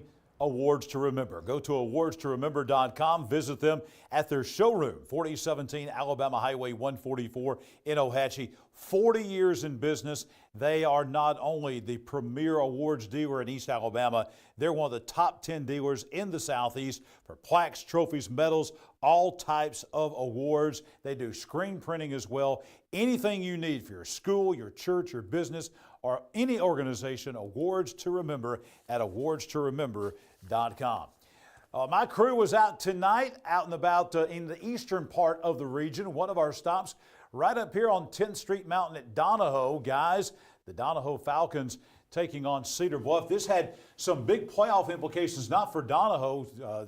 Bill Smith's got him in the playoffs in his first year. Going to play at Appalachia next week. But Cedar Bluff, I was talking with the Cedar Bluff coaches, and they were making my head spin with all the implications of if they won, if they lost. They're in a three-way tie tonight with North Sand Mountain and with Sandrock. Big thing is for Cedar Bluff needing to win tonight. And I'll tell you what, we got there and it was halftime. Cedar Bluff seems to be in control. They really took control early in the third quarter of this game. But then after that, it was all Donahoe tonight. Impressive performance by the Falcons. And it's interesting, too. You know, Cedar Bluff comes in a proud program where Steve Smith was before Piedmont. Jonathan Porter takes over after him. Lots of wins at LD Bruce Field, long time. So proud program coming in tonight, needing a win to get into the playoffs. And let's go to the highlights and check it out and see how it went at Lentz Field. We get there at halftime, and the Falcons are trailing 13-7 at the break. Check out the little youth cheer. This is, I think, from what I understand, K through 6 cheerleaders out there. K4. K4, actually, yes. Okay, so a lot of kids out there. Great to see them out there on the field getting some work done there. James Beckwith with a 33-yard second half kickoff return to start the thing off for the Falcons, trying to get some positivity going. They try 50-yard field goal, and it's going to be just short. Mumford would recover. Now, I don't know in high school if this is returnable or not. It is not. The officials actually blew the whistle on that. They Okay. did. Interesting. So Hunter Jenkins, this time he's going to take this one over the left side, and it's going to be a 46-yard scamper for the Tigers. That's going to be down inside the red zone. Caden Tracy now, he's going to take this one 18 yards for another Tigers first down, and they're going to be stretching their lead out now. They're going to be up after the two-point conversion right here, It's going to be a 21-7 lead for Cedar Bluff, and it is looking like they're going to get the win on the road. They're looking very strong, but Donahoe got some fight in them, already into the playoffs, like we mentioned. And you talk about an answer. When Donahoe needed it big, they got one right here. Hayes Farrell, 70 yards on the kickoff return, just pulled down by the DB at the 10-yard line, but what a play for the Falcons. Now we got another Falcon offensive play. It's going to be a 10-yard pass to Kai Kleckler. PAT is going to be good, 21-14 now. Donahoe is cutting that lead in half. Then a big defensive stop here. It got a loose ball at the 8-yard line, and the Falcons pounce on it. They got a 1st and goal inside the 10. Farrell, 8 yards away, bulls his way into the end zone. Touchdown, Falcons. Extra point is good as well. It is 21-21 at this point, and the Falcons would come on to win this one 28-21. Massive win at Lindsfield tonight. Tough loss for Cedar Bluff. They were 21-7, and it looked like they were about to open this thing up. Yeah. And then Donahoe, to their credit, turns this thing around almost immediately. Before the end of the third quarter, they're back tied 21-21. Tough loss for Garrett Crane and the folks up at Cedar Bluff. But a big win for Bill Smith and the Donahoe Falcons. Watching them in the second game of the year, they were at home against Raglan. They beat Raglan. But they will look even more impressive tonight. They have gotten Coach Short better and better every week, which no surprise with Bill Smith there. And tell you what, Appalachian's got a good team. That's where Donahoe's going first round of the playoffs next week. Appalachian better get ready. This is a pretty salty and pretty tough Donahoe team that's playing really good football right now coming to town. You know, we've been privileged this year to see some turnarounds. And I think Donahoe's one of those other ones like Alexandria. They've gotten better, maybe not by the number of wins, but they've watched them get better and better each week. And that's what I expected that when Coach Smith got the job. I called him and said, hey, you know what's in front of you? He said, I can't wait for the challenge. And, you know, they've gotten better and better each week. And he'll have some secrets. He'll have some new stuff next week because he's an offensive genius. And that's what they'll do. They'll give them a challenge, I promise you. Here is our Team 1 Chevrolet of Gadsden region rundown for the 2-1A regions. And ironically, we'll see this in a couple of classifications tonight. These two regions play each other in the first round. So here's the deal. Wadley and Winterboro, the home teams in Class 1A Region 6, Donahoe and Victory Christian will be on the road. Victory Christian will be, they'll be traveling to play at Spring Garden next week. Donahoe, as we said, traveling to Appalachian. Winterboro will be at home against an old rival, Raglan. More about that in one of our extra points coming up. And then Wadley will be at home taking on the Valley Head Tigers next week. And there's the flip side of that. Here's Class 1A Region 8 in our Team 1 Chevrolet of Gadsden region rundown. Spring Garden 10-0, an impressive, probably their most impressive win of the whole season was tonight, because Ranburn's got a pretty salty football team, pretty good. Spring Garden beat them 40-7 tonight. And listen, as you know, Coach, Ranburn had beaten Spring Garden in the Jamboree back in August. And look what Spring Garden did to them tonight.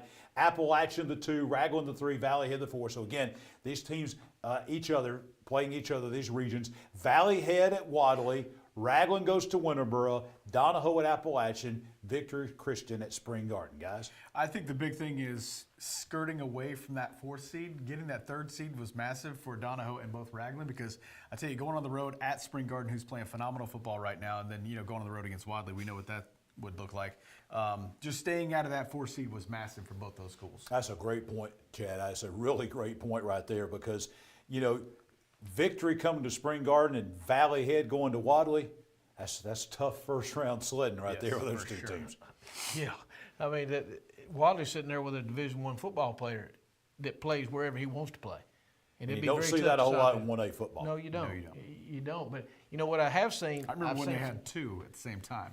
It's been a long time. It has been. But it has been a minute. But the thing that I've noticed, you know, I never got to see 1A football before I started working here. Chad and I got to see Wilkes and Zachary play at the same time. At Donahoe, wasn't it? I got to see him play Donahoe. I saw him play at JCA. It was when they played at Germania Springs that year. And then also I went down, I saw him play at Wadley multiple times. I saw him lose to Addison in the semifinals when I can't remember the kid's name, but he was the Heisman winner for the state. Anyway, had that little wishbone thing, and great place. And man, there was some good football teams back then for sure. Well, the thing to me about when I first got to see 1A football. Because you never seen it? I said, no, I never saw 1A football.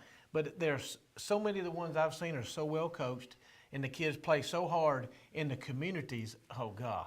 I mean, they get behind their football teams. And every one I've seen, you've talked about, all the people we've seen tonight. I mean, their communities just follow them so much. The Wadleys of the world, the Sweetwaters of the world, the Maplesville of the world. I mean, all those kind of schools. I know they're not really 1A anymore, but they used to be. But all those little places where they roll the town up, all the lights turn off for the football game, and everybody's there. Some of the best atmospheres in high school football. And at Spring Garden, if they're not going to You watch, just want the steak if they're sandwiches. not going to watch, You just want the steak but you know what? sandwiches. If they don't watch the game, they pull up in their cars and just get them one, and then go home and eat. Yeah, good stuff. Here's our next extra point of the night, presented by Randy Wood, State Representative out of District 36. Here it is, guys. Speaking of 1A football, right on cue. Here we go. 1A Galesville running back Alex Beatty. He was one of our players of the week. I delivered the jersey up there last week. Fitting that he would be one of our players of the week because he set the all-time state single-game rushing record last Friday night in the Trojans' 62-28 win over Woodville. Beatty rushed for 535 yards on 43 carries and 6 touchdowns. I don't care who you're playing. I don't care who you're playing. And they only got to play 9 games. They wasn't able to. They thought they was going to get one more game. And They thought they were going to play Notasulga. Yeah, they didn't get work out for them. They didn't make the playoffs. Beatty's total broke the old record of 531 yards set by Parrish's Tony Dixon against Hubbardville back 21 years ago in 2003. Back with more of After the Game as we roll on a football Friday night. Yeah, those Wilson Zachary teams, man.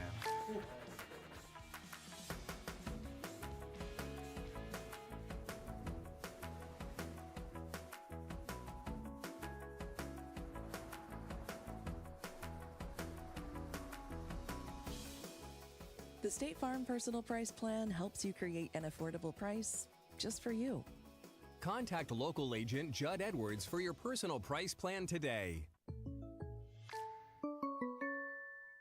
Your neighborhood Grub Mart is your one-stop shop for everything you need when you're on the go. Grub Mart features the best prices on Coke and Pepsi products and is the home to the 99-cent bag of ice every day. And Grub Mart is your exclusive home for the popcorn bucket. Purchase yours for only $5.99, then bring it for free refills throughout the year. And save every day with your Grub Mart Super Saver card. When you're on the go, it's good to know Grub Mart has everything you need. Gas, diesel, and delicious Oleo donuts. In business over 78 years, visit your local Grub Mart today.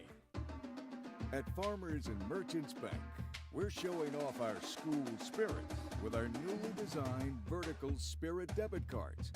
Now these are customized with your favorite school's logo, and half of every Spirit card purchased goes toward your school.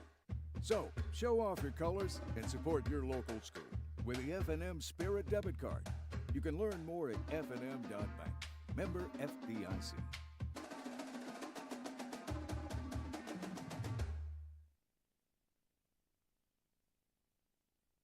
I can't imagine life without Gwen, but we came dangerously close. I was having chest pains. Luckily, there was a hospital nearby that quickly discovered one of her arteries was 100% blocked. A hospital with life-saving technology and the latest in cardiac treatment, with an experienced team of doctors and nurses focused on fixing Gwen's heart. What hospital had all of that? It was all right here at RMC. Your home is a reflection of you. We understand that. That's why we'll personally help guide you through the process of product selection, finance, and installation. We have an extensive selection of designer tile, stone, carpet, laminate, hardwood, cabinets, and outdoor products, all with industry-leading quality. Let us help you choose the perfect touches for your entire home. We offer free in-home estimates and design consultations. Visit us today at Ted's Floors and Beyond. What does it mean to be a community bank? At Noble Bank and Trust, it means you're more than an account number, you're a valued member of our community. Whether it's checking, savings, a loan, mortgage, or line of credit, Noble Bank and Trust meets all your banking needs with exceptional technology customized just for you while making you feel right at home. Make the switch to Noble Bank and Trust, and we will make sure you're taken care of from beginning to end. Noble Bank and Trust, member FDIC, equal housing lender. USA Softball of Alabama, again, they have a big event going on. Actually began today in Albertville. It's the Red, White, and Boom Exposure Tournament. The college camp was today. The tournament is tomorrow and Sunday in Albertville. And then coming up a little bit later on, they've got the Toys for Tots tournament that'll be taking place in Gadsden with the City of Gadsden Parks and Recreation Department. Great things going on year-round with USA Softball of Alabama. Go to usasoftballofalabama.com. They bring you, of course, here on High School Football Alabama, our scoreboard each and every Friday night. Now it's time for our muscle team, our Young Oil Grub Mart muscle team. These guys get those great black T-shirts from Young Oil Grub Mart for the tough guys up front. This week's muscle team is going to be the offensive line of the Aniston Bulldogs. There they are: Rashad Coleman, A.J. Goodson, Sharante Bailey, Michael Cole, and Andrew Nelson. In the 46-14 win last Friday night at White Plains, that offensive line led Aniston to 520 total yards. And of that 520 total yards, 445 on the ground. Congratulations to our Young Oil Grub Mart muscle team. The Aniston High School offensive line will have those T-shirts coming on the way to them. And also, we have another award to give away. And folks, that's going to be our Team of the Week from last week. We have this week's Team of the Week, our last Team of the Week announcement, coming up in a little bit, maybe an hour or so. But we want to go back and take you to the pep rally today at Jacksonville High School in the gymnasium, as we were there today to award the Jacksonville Golden Eagles our Ted's Floors and Beyond Team of the Week from last week. They brought in 450 Screaming Eagles from over at Kitty Stone Elementary, walked them across the road. There's the football team coming in. There's the band. There's the cheerleaders who are with us tonight here on After the Game. And then the folks from Ted's and myself handing out those Aniston Orthopedic score shirts with 45-21. Jacksonville beating St. Clair County last week. There you see it, October 25th, 2024, the game that put them into the state playoffs. Cole Sterling there from Ted's presenting our Tough Guy Trophy from Awards to Remember to the senior football players. Then they turned the lights out. Yes, they turned the lights out at Jacksonville and had a big pep rally there with all the glow-in-the-dark stuff going on there at Jacksonville. Congratulations to the Jacksonville Golden Eagles, our Week 10 Ted's Floors and Beyond Team of the Week, and our final Team of the Week selection coming up in just a little bit. Now, we're back on High School Football Alabama after the game. Coach Short, you and Jordan Smith out at the Hill tonight, and a big game.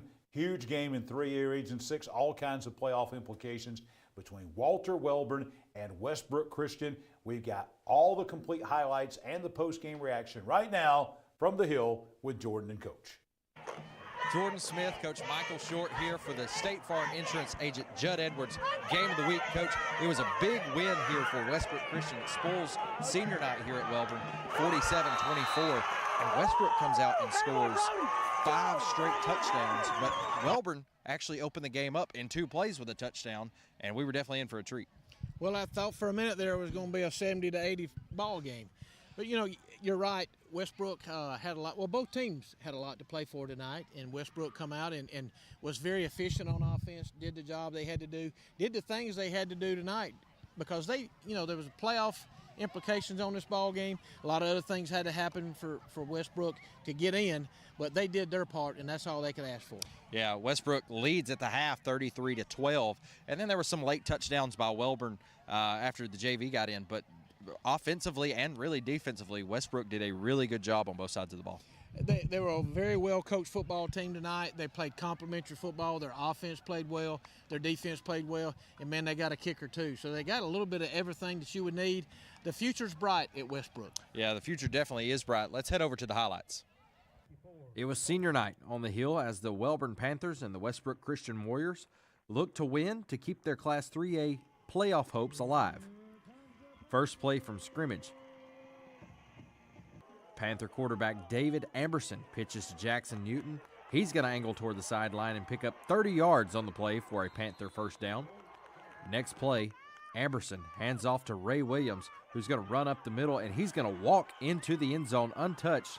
2-point conversion would be no good. Welborn up 6-0 early.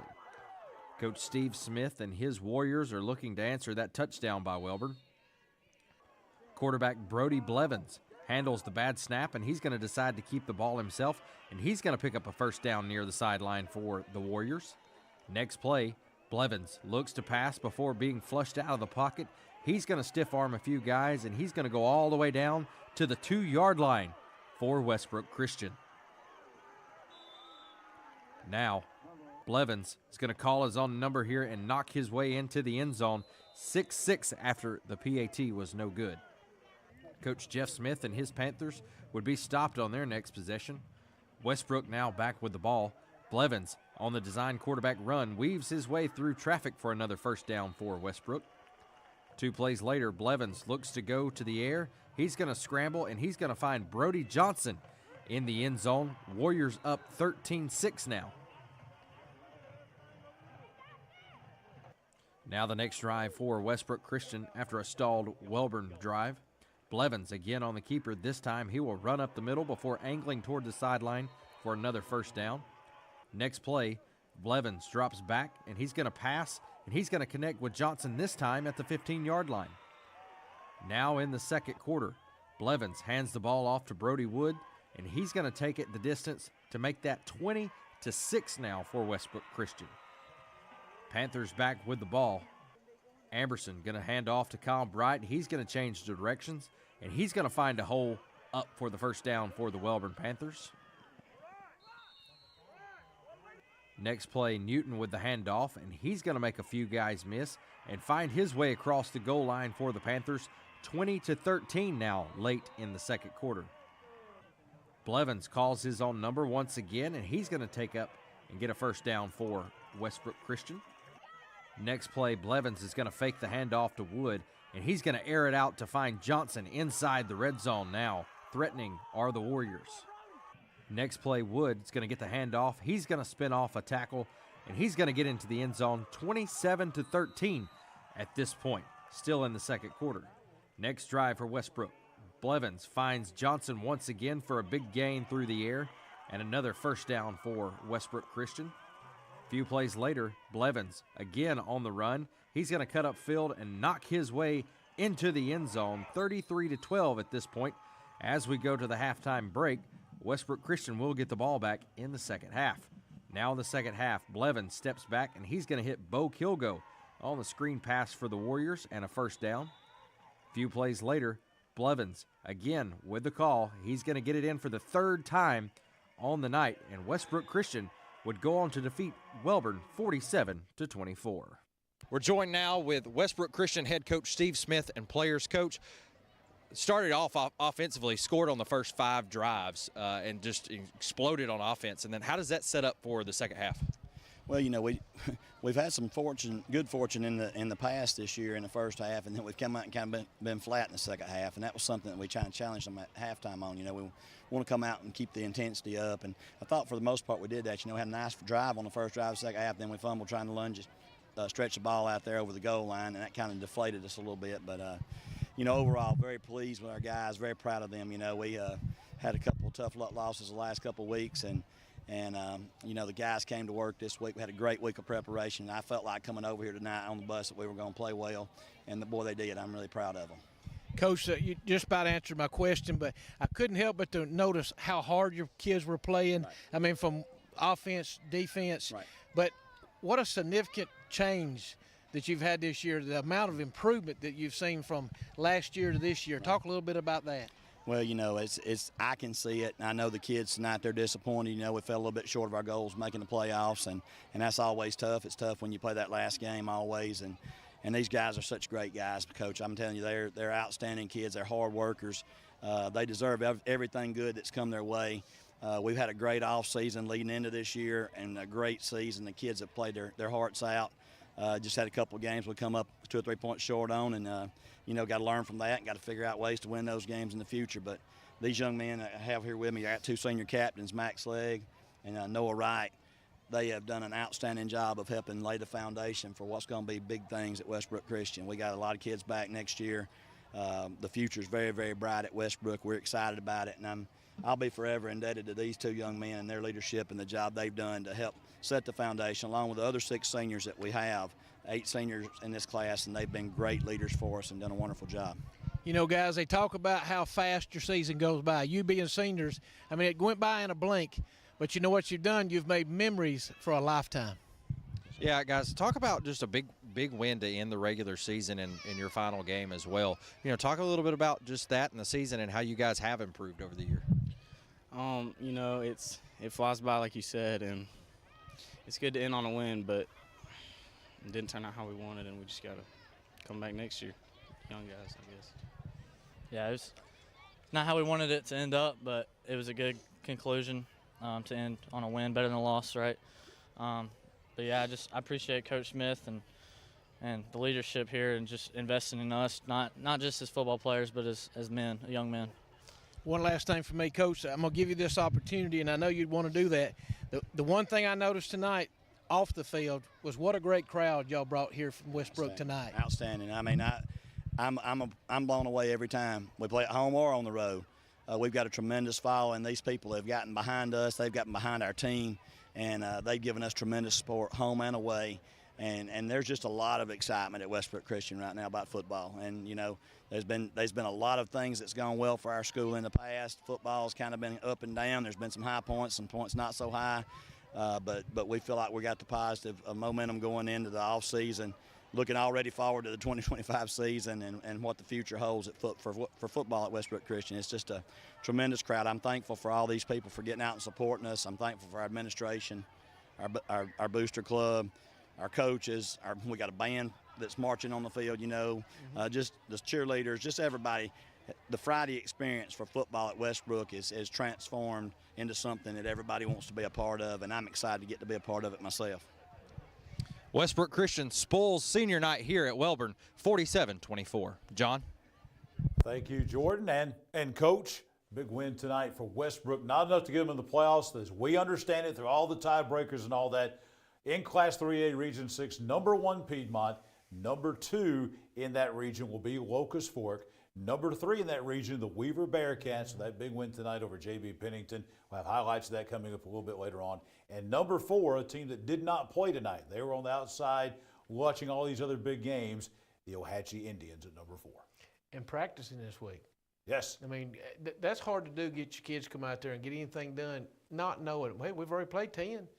Not knowing you're going to be in, it's a great job to get those kids up to practice for that. We'll be taking a look at that in depth in Class 3A Region 6 with our region rundown, presented by Team 1 Chevrolet of Gadsden later on in the show. We'll be back with more. We've still got a lot of highlights. East Alabama Top 10, Team of the Week, that big Alexandria Munford game, all the action from that, that's all still to come on After the Game. The game-winning touchdown. A goal line stand. The perfect catch. The perfect stop. These are the moments that move you, but when a sports injury puts you on the sidelines, it's our job to get you moving again. Aniston Orthopedic Associates is the longest-standing orthopedic practice in East Alabama, providing exceptional care to thousands of athletes. Shaping the next generation of legends. Dedicated. Dedicated to what moves you. Aniston Orthopedic Associates, 8 a.m. Saturday Sports Injury Clinic. Every football season Saturday, 701 Layton Avenue, 3rd floor, Tyler Center. Tailgate season is here, and tailgate with a new Team 1 Chevy. With every test drive, you have the chance to win a new Team 1 Chevy tailgate package. With 1.9% financing and up to $10,000 discounts on all Silverados. Take a test drive with a chance to win a new tailgate package. Save big with Team 1 Chevy and be a winner. Remember, Team 1 Chevy, home of the best people, the best service, period.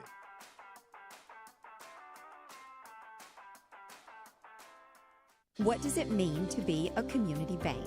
At Noble Bank and Trust, it means you're more than an account number, you're a valued member of our community. Whether it's checking, savings, a loan, mortgage, or line of credit, Noble Bank and Trust meets all your banking needs with exceptional technology customized just for you while making you feel right at home. Make the switch to Noble Bank and Trust, and we will make sure you're taken care of from beginning to end.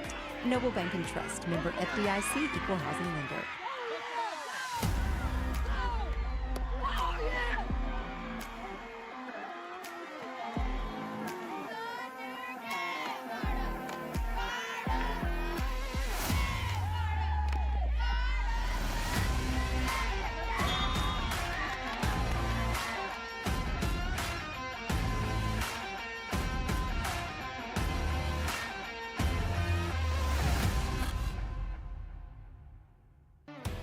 McClellan Sports and Outdoors, locally owned and operated since 2008. We offer embroidery, sublimation, and screen printing, and we stock a large selection of team equipment. We have a large showroom with tons of gear and shoes to get you and your family ready for your next activity. Adidas, Under Armour, Maui Gym, Evo Shield, Wilson, and more. We are located in the heart of Calhoun County, here to serve our region with all your athletic needs. The Calhoun County Commission, made up of Terry Howell, Danny Shears, Fred Wilson, Carolyn Henderson, and Lee Patterson, ask you to take a look at what Calhoun County has to offer. Beautiful parks, neighborhoods, recreational facilities, historic sites, and museums. Our citizens enjoy a high quality of life and strongly support the arts. If you are considering expanding or starting a new business, take a look at what Calhoun County has to offer. You'll be glad you did. Noble Bank and Trust bringing you the post-game presser tonight. We had the head coach of the Cherokee County Warriors, Jacob Kelly, live in studio with our Noble Bank and Trust post-game presser. And we're going to have a lot more coming because we have the entire JCA football team, the state champions, on the way to be with us live on the show tonight. Noble Bank, high-tech and high-touch. What do they mean by that? Well, they have the same technology all the big banks do, but then they have the hometown touch, that customer service that you only get with people that you know and who know you in the community bank right here with branches all across East Alabama, over in the Summit as well in Birmingham. But they also have branches in places like Heflin, Oxford, Aniston, Alexandria, Piedmont, places like that. Noble Bank and Trust bringing you the Noble Bank and Trust post-game presser on these football Friday nights.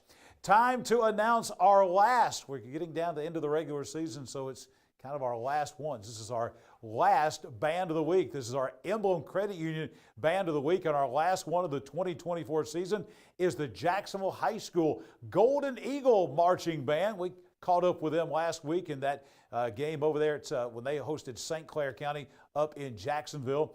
And I think we're going to look at some video of them coming up right now. There they are. This was right before Halloween, so they're all dressed up in their Halloween costumes. They have 75 members. Dave Swinney does a great job. He's the band director there. Their theme this year is Great American Road Trip. And they have received all superiors at every contest they've been to this year. They were at the Mid-South Marching Festival in Gadsden over at Titan Stadium. They were also the Covered Bridge Marching Festival over in Aniana at Gilbreth Stadium earlier. And again, Great American Road Trip. That's our Emblem Credit Union Band of the Week, final one of the year, the Jacksonville Golden Eagle Band. They're having some fun there last Friday night at Golden Eagle Stadium in Jacksonville. Jon Holder back with you along with Coach Michael Short and Chad Barnett. Last night, Halloween night. What a perfect place to play. Black jerseys, Death Valley. Alexandria and Munford, Coach and I were out there. Even outside the stadium had stuff going on. There was people everywhere. They had a big carnival out there, big, I guess you'd call it a fall festival that one of the local churches put on out there. Yeah. Ghosts and goblins were everywhere. And boogers. And boogers. They were. Boogers. They were over there hiding behind everything. Boogers and goblins and ghosts, just for Coach Short last night out in Alexandria. And now we turn it over to Chad Barnett to take us through the highlights of Alexandria and Munford. I tell you, it's one of the best places we talked about, and Halloween night is something special. Out at the Valley, the orange and black is already in play. Alexandria coming out in the all black last night. Let's go out and check out the highlights and see how it fared as the visiting Lions kind of came in ready to play. They were. Surprisingly, maybe Alexandria a little off the key with all this stuff going on and being in Halloween night. We're going to start out on offense for the Valley Cubs. Ryan Brown, a 13-yard run. They're going to stay to the ground here as J.J. Beeson's going to get a 19-yard run over the left side and beats a couple of defenders to get down to the first down. But this is kind of the story of the night. Kind of surprising here. Cleve Forrest, we talk about how outstanding this kicker is, and he definitely is. Had a little bit of an off night. This is a 38-yard field goal. Misses it just wide, and Alexandria's going to be back on offense again. They're going to go big shot down to Evan White. 30-yard pass down to the 1-yard line. Wheeler is going to get this 3-yard touchdown run. So Alexandria missed field goal. Missed an opportunity there, but they do capitalize on this one. It's going to be 7-0. Alexandria is on top of the Mumford Lions, and the Lions now would be back on offense. Great run here. And I tell you, Tank Edmond, for a team that hasn't won a lot of games, this kid's been strong all year. Man, Coach, he was so impressive last night. This guy is one of the best football players in East Alabama. Oh, without a doubt. And they had a great plan, too, to get him involved early in the ball game. And a big play here, a 33-yard pass to M.J. Morris, setting up the Valley Cubs in Mumford territory. It's going to be a 4th and 3. And Beast is going to have a 12-yard run for a first down. Big play here for the Valley Cubs. They're looking to extend the lead. Then they're going to go back to the ground. Elijah Hundred, this time a 10-yard run all the way down inside the 10-yard line down to the 8. And they are in business. But back again, another field goal attempt. Cleve Forrest from 35 yards out. Missed another one, kind of surprising last night. He's had a little injury, Chad. Yeah. He's had a little injury, a little nagging injury. I think they're trying to get him well for the playoffs. It's in his foot. That's not a good place to have. And it's his kicking foot. He's got a little damage in there, but it's going to be okay. Well, the Lions back on offense now. McCoy with a 13-yard pass connection. Now he's going to be on the ground, picking up 23 yards. Mumford really did come to play last night. Very impressive effort by the Lions on the road to end the season. Now McCoy is going to get a 12-yard pass for another first down for the Mumford Lions. They're going to have a 4th and 5 at the Alexandria 28, and this is going to become an incomplete pass. So an opportunity missed there by Mumford. They're going to get the ball back later. Moore Edmondson, look at the big fella with a 22-yard carry. He's going to get some more action here. They're just going to keep feeding him. This time a 28-yard run for Tank as he gets it deep inside Alexandria territory. And if it worked those 2 times, why not just go back? Tank Edmondson this time gets a direct snap, little wildcat action, 6-yard touchdown run. PAT is good. We are tied up at 7 apiece. Alexandria, though, back on offense. Beast is going to take a 20-yard run here for a first down for the Valley Cubs, and they had the run game going at this point. Another run by Beeson. This next one's going to be for 16 yards, and it's going to get him down inside the red zone, down all the way to the 9-yard line. And again, much like Edmondson, the first 2 worked. Let's go back to the same fella. Beeson now for a 9-yard carry, cuts it up on the end around, and that's going to be a touchdown for the Valley Cubs. They're going to be up 14-7 at this point. Man, Beeson last night, that run right there, that 9-yard run, was as good and tough of a run as I've seen by anybody. He's not a very big young man, but he had some really gritty runs last night. Alexandria with the ball back, they would have a long run, and they would actually go score again. They would be up by a score of 21-7 as the Valley Cubs were kind of taking control at this point, and it looked like they were going to run away, but Mumford had some stuff to say about it because the Lions will be back on offense. This with 5:38 to go in the game, a 4th and 7 at the Alexandria 16-yard line. Trey Jordan, 16-yard pass from Nichols. PAT is going to be good. It's 21-14. Mumford came to play. Let's go back to the Valley Cubs now on offense as they look to answer. Beeson, 35 yards up the left side, almost gets into the end zone. And Beeson would take a 3-yard touchdown run on the next play. This would make it a 28-14 lead as the PAT would be good. But we said Mumford came to play. How many times have I said that? Probably like 5 so far in this highlight. Let's say it one more time because Edmondson would not be done here. They were down 2 scores. Make that 1 score as Edmondson would catch this pass. 28-21 now as we are late in the game. Mumford would have another shot late. But Alexandria's defense get the pressure and they get the pick. Alexandria would hold on. Much tougher than expected game last night, 28-21. Valley Cubs, 7 wins this year. After what we talked about last year, what a turnaround for the Valley Cubs. Great way to finish the season. Yeah, it was and I think we got a post-game interview here that we're going to have with Todd Ginn coming up and some of the Alexandria players. But Man, I tell you, what a great effort by Munford last night.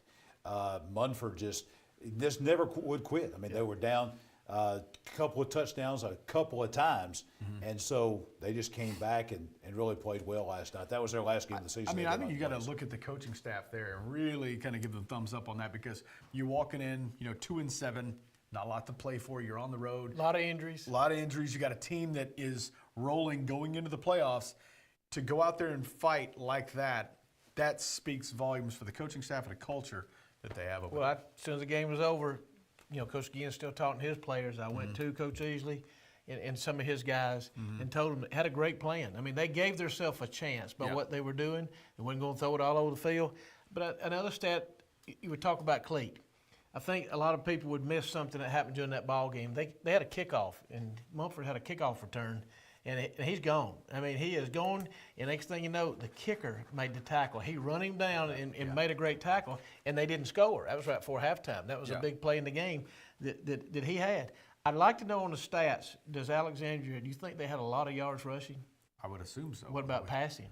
Because if you notice, they had a lot of plays on their little flick, and that's counted as a pass. That is counted as a pass, yeah. There was one we were kind of going over the highlights, and I was like, wait a minute, that's not a pass. We went back and looked past that. Yep, it's a pass. It's a pass. So they had well over 100 yards in passing. Coach Short and I were out there last night. We had a chance to catch up with Coach Todd Ginn and a couple of the Alexandria players. Really interesting, I think, and entertaining, I will say that, post-game interview at Death Valley last night. All right, Valley Cubs win tonight 28-21 against Munford. Coach Michael Short here with me, the head coach of the Alexandria Valley Cubs, Coach Todd Ginn. We got the quarterback here, Cole Wheeler, and we've got running back J.J. Beeson. I'll begin with these guys right here. Some timely big throws tonight. Just kind of talk about the grittiness of your team. You're one of the team leaders. Talk about the grittiness, because Munford kept coming back tonight. Yes, sir. We stepped up at the end. We struggled pretty early, but we stepped up and got tough and held on at the end. JJ, you had some great runs tonight, tough runs. That 9-yard touchdown run you had, about as good of a run as I've seen this year. Just tell us about your play tonight and those tough runs against this Munford D. Just nonstop work. I just work. That's all I do. And I want us to see it on that last year. How's a win like this, having a tough game before you go to North Jackson next week, how's that help you going into the playoffs? We just got to fix the little mistakes, and we should be able to win. Focus. Dominate. Describe, and we're going to talk with Coach about this a little bit, going from 1-9 last year to now 7-3 and in the state playoffs, the turnaround this year. God, our faith.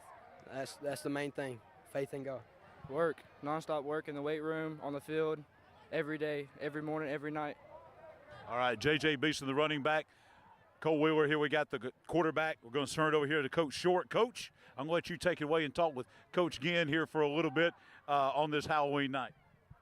That's true. It's Halloween night. Coach, I know you might not be the most happy man in the world, but you know you got to win. And it's kind of like homecoming week, senior night, Thursday night, a non-region ball game against what used to be a big rivalry game with Munford, but then it's Halloween. And, Coach, the one thing I noticed tonight, Coach, what a crowd you had here tonight on a Halloween night on a Thursday night. Yeah, it was a great crowd. You know, these guys will tell you, and I'm so proud of these two. They hit the nail on the head. You know, work, the weight room, their faith, everything they talked about, and this crowd and the faith that they have. No matter 1-9, 7-3, playoffs or not, they come out and support. You know, this week, me and you, Coach Short, was talking. I challenged our guys just a second ago and said, I thought we were not focused this week, but heck, it's like you said, it's a Halloween. We're in the playoffs.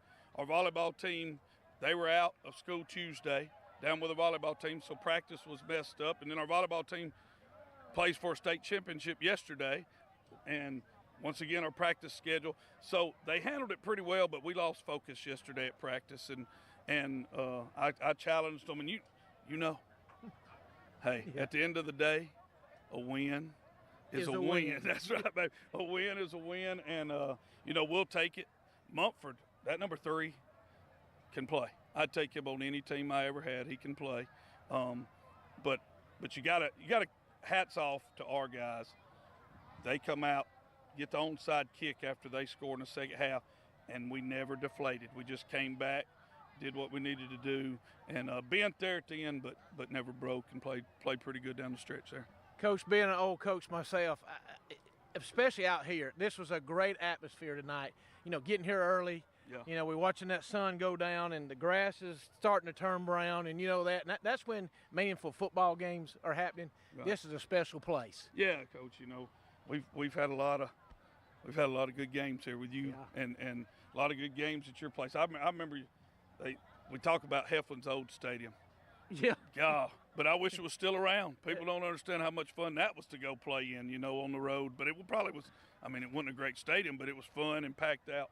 And by the cemetery. And right by the cemetery, yeah. You ride by, and you know, you had that mystique. But I love this place. People say, Coach, why do you stay here? Because I love this place. I love everything about it. I love the kids. I love how hard they work. You know, I love the coaches. You know, heck, I think y'all two and y'all's crew does the best job covering high school football of anybody around.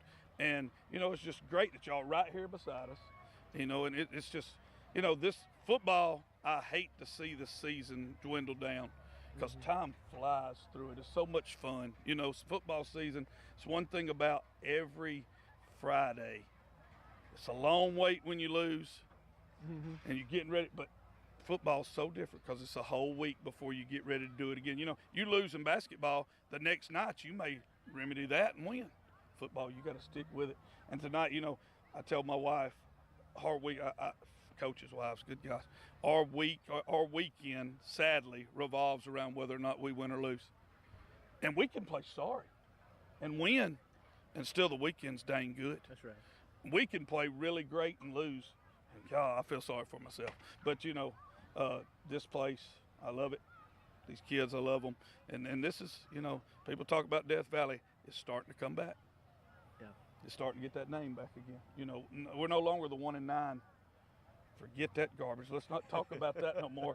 Y'all let that season go. Don't bring it up, Coach. Don't bring it up no more. Let's just talk about going forward. How about that?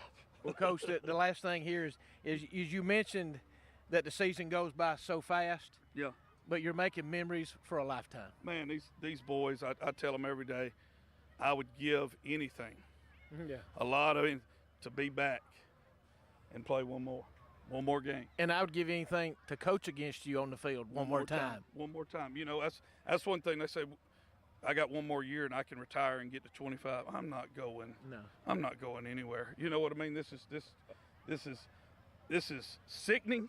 It gives you that sick feeling because coaching, you're relying on players.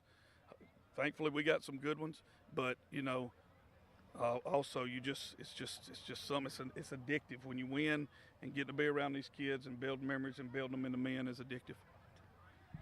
Halloween night, Death Valley, black jerseys, Alexandria wins over Munford 28-21. Raw tonight in the Valley.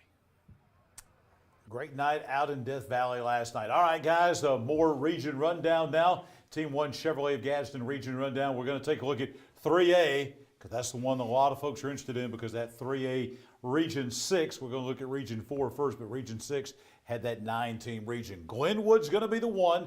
They finished undefeated in their first year ever in the AHSAA. Randolph County, despite the loss tonight, the Hokes Bluff, they're the 2. Beulah will be the 3.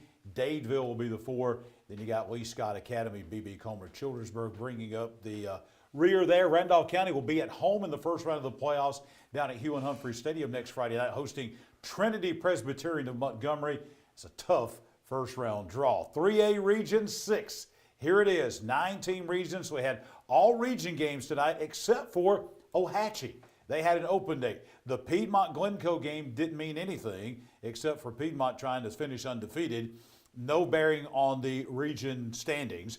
Then at Locust Fork, whether they won or lost tonight against Sachs, and they did beat Sachs, whether they won or lost, they were going to be the runner-up and have home field advantage of the playoffs. So you had, going into tonight, you had five teams 4 and 4. for 2 slots. And then there was a possibility of a 5-way tie with Weaver winning over J.B. Pennington and Westbrook beating Welborn. That's the way it came down. So you had to find the number 3 first. And after all the tiebreakers, the number 3 wound up being Weaver. So then you had a 4-way tie for one spot, 4-way tie for one spot, go through all the tiebreakers, and that wound up being the team that didn't play tonight, the Ohatchee Indians. It's not bad when you can sit home and make the playoff. Hay was in the barn, I guess, for him, but what? I mean, 5, did we think, I knew we thought it was going to be competitive in this region, but 5 teams, 4-4. And now Ohatchee, with that getting in and going through all that, they get the reward now of going to play at defending Class 2A state champion Fife next week. Weaver in the playoffs, what a turnaround for them. Another team had a great turnaround. I know they're 4-6 overall, but they are in the state playoffs, and Weaver will be also traveling on the road. They'll go to Sylvania to play next week. Got Geraldine coming to Locust Fork and Collinsville coming to play at Piedmont next week. That'll be your first round games with Class 3A Region 6 teams taking on Class 3A Region 8 in the first round of the Class 3A state playoffs next week. We'll be back with more of high school football Alabama's after the game. A lot more still to come on this Football Friday night. At Farmers and Merchants Bank, we're showing off our school spirit with our newly designed vertical Spirit debit cards. Now these are customized with your favorite school's logo, and half of every Spirit card purchased goes toward your school. So show off your colors and support your local school with the F&M Spirit debit card. You can learn more at fnm.bank. Member FDIC.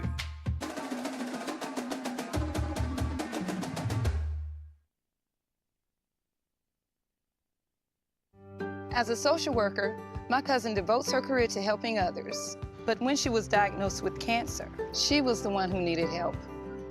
She needed a hospital with an accredited cancer program and the latest in technology and care options. Plus, a compassionate team of doctors, nurses, and counselors with treatments that fit her schedule. So where did she find all that? Right here at RMC.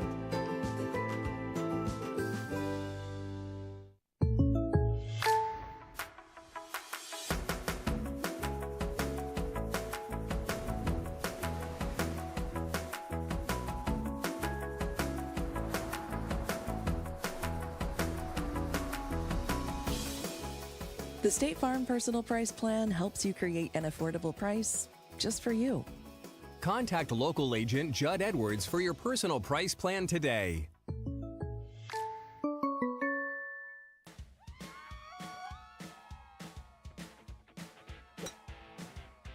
Wow, these guys are everywhere. I'm telling you. Hey, you remember when we talked about doing some upgrades to the bathrooms and the floors?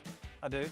Well, I think it's about time we check in to do it. I know exactly who to call. They're everywhere. From your kitchen, bathroom, living room, fireplace, or anything in between, even the golf course, Ted's is everywhere. Call today for your free in-home estimate.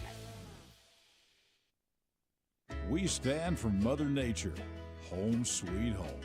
The best you, sunsets with friends, hustle, art that lasts, life's simple pleasures. You know, life has purpose when we stand for something. ATCU is now Emblem, a credit union that stands for excellence and community. But most of all, Emblem Credit Union stands for our members and what's important to them. We stand for you. Your neighborhood Grub Mart is your one-stop shop for everything you need when you're on the go. Grub Mart features the best prices on Coke and Pepsi products and is the home to the 99-cent bag of ice every day. And Grub Mart is your exclusive home for the popcorn bucket. Purchase yours for only $5.99, then bring it for free refills throughout the year. And save every day with your Grub Mart Super Saver card. When you're on the go, it's good to know Grub Mart has everything you need. Gas, diesel, and delicious Oleo donuts. In business over 78 years, visit your local Grub Mart today. We hope this season you have enjoyed our Red Thread Stay Put preview box. You stay put, you don't go anywhere. You stay tuned in. You see what's going on behind the scenes. That's presented, of course, by Red Threads, powered by O-Brand. They are the ones responsible for our Aniston Orthopedic score shirts and our Young Oil Grub Mart Muscle Team shirts. And they have a great storefront on the square in Jacksonville. Go up to Jack State games. Check them out on the square in Jacksonville. We are back on high school football Alabama's after the game. Time for our Johnson's Giant Food Concession Stand of the Week. And I got called into action 2 weeks in a row. This is our final concession stand of the week. We're going to have our concession stand of the year announcement coming up in the next couple of weeks from our 11 weekly winners. But our first one, or since our last one, is going to be Weaver. Some Bearcat barbecue nachos out at Weaver. Let's take you out to Bill Bryan Stadium. Weaver High School Band Boosters. This is on the visitor side here at Bill Bryan Stadium at Weaver. This is our Johnson's Giant Food concession stand of the week, and we're here with the Band Booster president. She's been doing this for about a decade, Mandy Lee. Mandy, we've got barbecue nachos this time. Tell us about that. So we have nachos with barbecue meat, Boston butt is very good. Christian Corner Meat does that for us. And then nacho cheese. You can also add ranch, peppers, all kind of things. We also do it on fries, so it's just whatever you choose, but they are very good and in high demand. All right, so Band at Weaver is a big deal. So the money that you make here on the concession stand, what are some of the things you use that for? We use that to help with uniforms because our band is growing in leaps and bounds every year. So we have to constantly provide extra uniforms. So we help do that. As instruments need to be bought, we help with that. If they need to be replaced, fixed, the sidelined equipment, the marimbas, bells, things like that, we help fix that. Anything like that, we help do that. All right, finally, we see here you got griddles out here, you got deep fryers, got a lot of folks working here. Tell us about the volunteers you have that work hard on these Friday nights. Some of them, the guy you see in the back, that's my husband. He's been doing it as long as I have. We are on our third and final child in the band. So we will be passing the torch to somebody else soon because she's a junior. But some of these workers have been doing this as long as we have. They help every week, week in and week out, come straight from work and work very hard until we cut the lights off and lock the gate. And they do this willingly and serve in whatever capacity we need them to work. So. All right, thank you. Mandy Lee with the Bearcat Barbecue Nachos here at Bill Bryan Stadium in Weaver. Johnson's Giant Foods will have a $100 gift card coming to the Weaver Band Boosters. Thank you, Mandy. Thank you. All right, you heard Mandy Lee talking about this. You can see the barbecue right there and the cheese. That is outstanding. I'm going to get a double dip of that. Great barbecue. You can see the sauce on there, the cheese.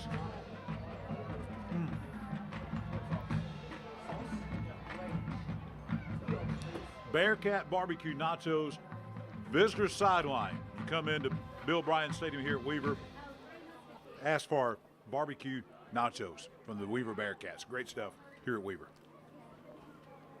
Yeah, that mysterious arm right there, that's my daughter's arm holding the microphone right there. She was home from college for the weekend. Look at that barbecue. I mean, generous portions of barbecue, generous portions of cheese as well. That's on the visitor sideline at Bill Bryan Stadium out at Weaver. That's good-looking stuff out there. Out of the bag. No, I don't think so. Did all of it get eaten?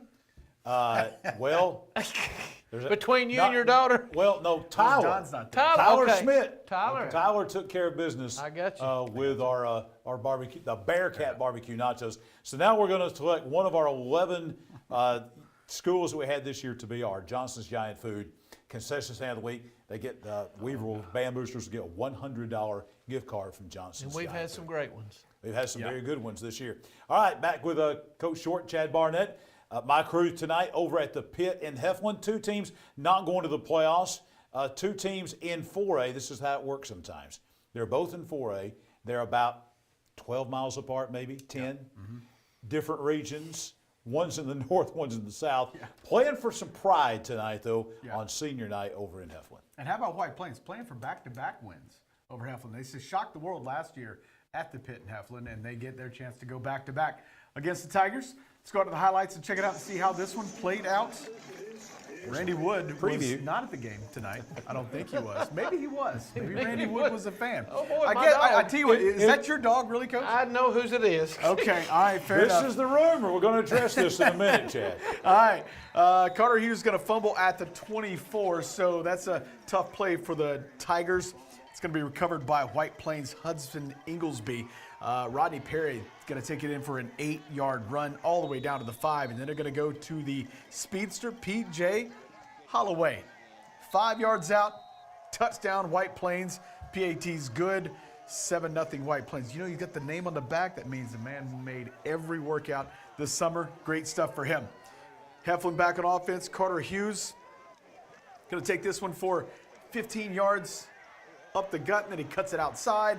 Nifty run for the Tiger back. It's going to be a first down for Cleveland County. More highlights as we build the momentum. Heflin now with the ball again. Avery Phillips, 24-yard pass from Cade Schubert. Another first down for the Tigers. Got head coach Blake Jennings here for a second year with White Plains, trying to build a culture of winning, and he's doing a heck of a job so far. Going to be more offense, so for Heflin. Going to be a big pass here to Elijah from Schubert, 13 yards. And this is going to be Hughes. 26-yard fumble into the end zone. It's going to be a touchback as White Plains would recover. Massive play there. Anytime you're going in for 6 and it's a turnover, that's a tough play. And now they go back to the speedster, P.J. Holloway, 63 yards. And when he's got a crease, that man's gone. 14-0 White Plains at this point. And, Coach, I know you're not there in spirit anymore, but I tell you, Coach Frank. Coach Frank is. Always letting everybody know it's a pass. 42-13. White Plains gets the win. 4-6 on the year. Not bad. Hey, I got to see not only Coach Frank on the Heflin sideline, I got to see the Beecham brothers on the White Plains sideline. I got to see all those guys. Those are quintessential East Alabama football legends that everybody knows. If you go to the games, those are a couple folks that you always notice. Now, what about this dog? Very, very reliable sources. Okay.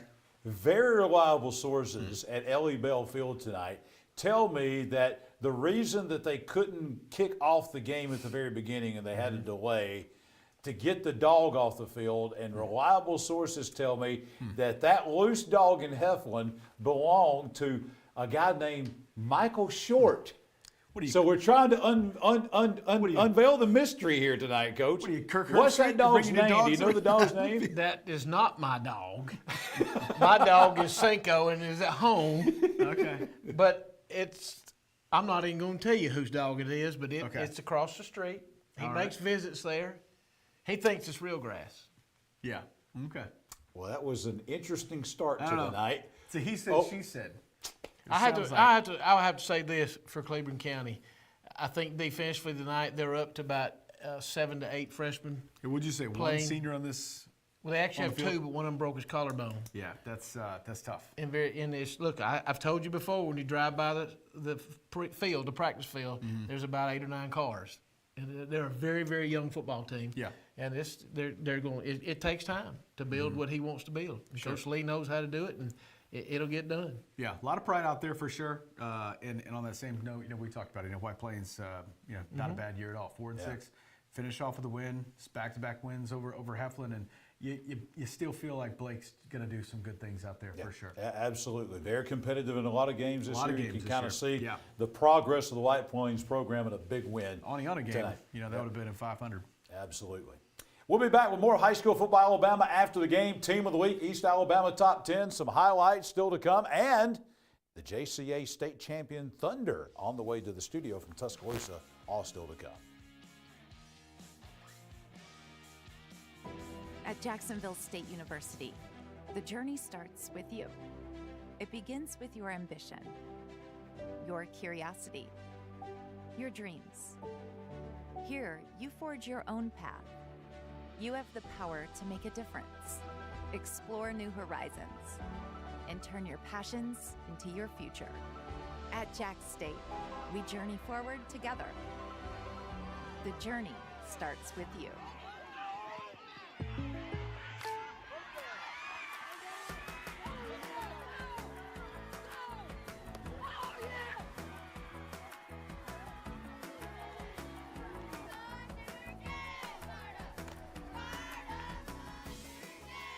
The State Farm Personal Price Plan helps you create an affordable price just for you.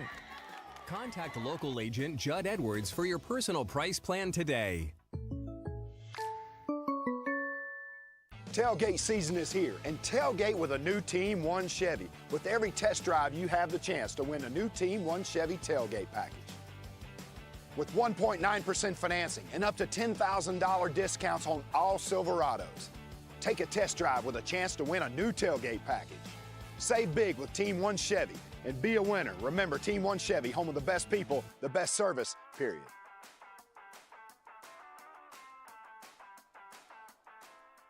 What does it mean to be a community bank?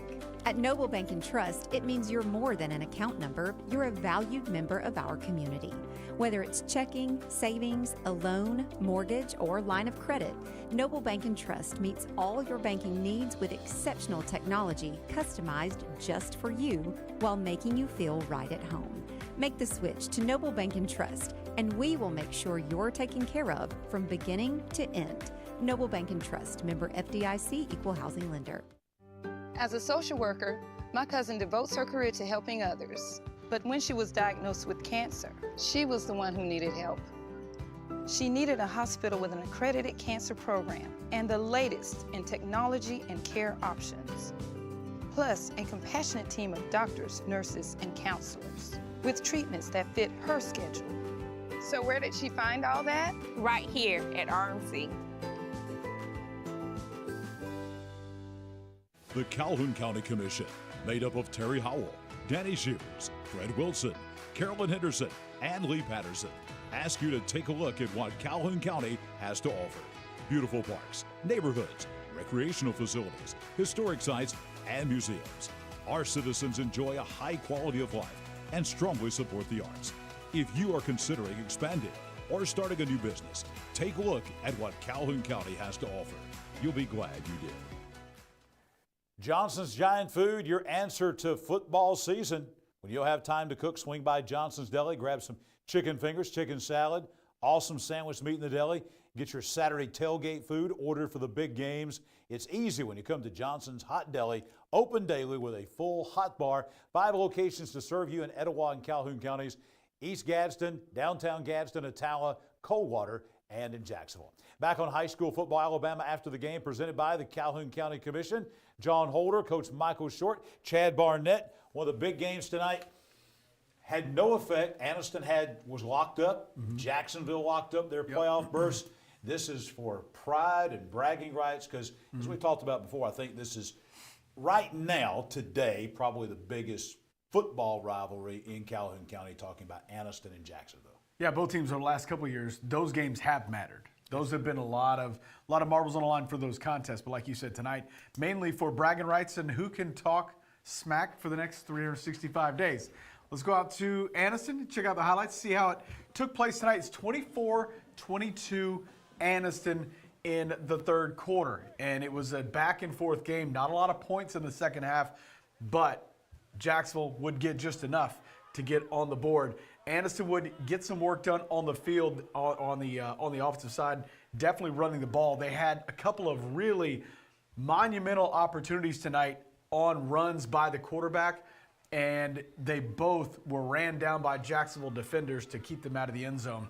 Jacksonville, though, as we mentioned, they would come through with a touchdown in the second half. Zay English, we talk about him every single week, and he was massive tonight.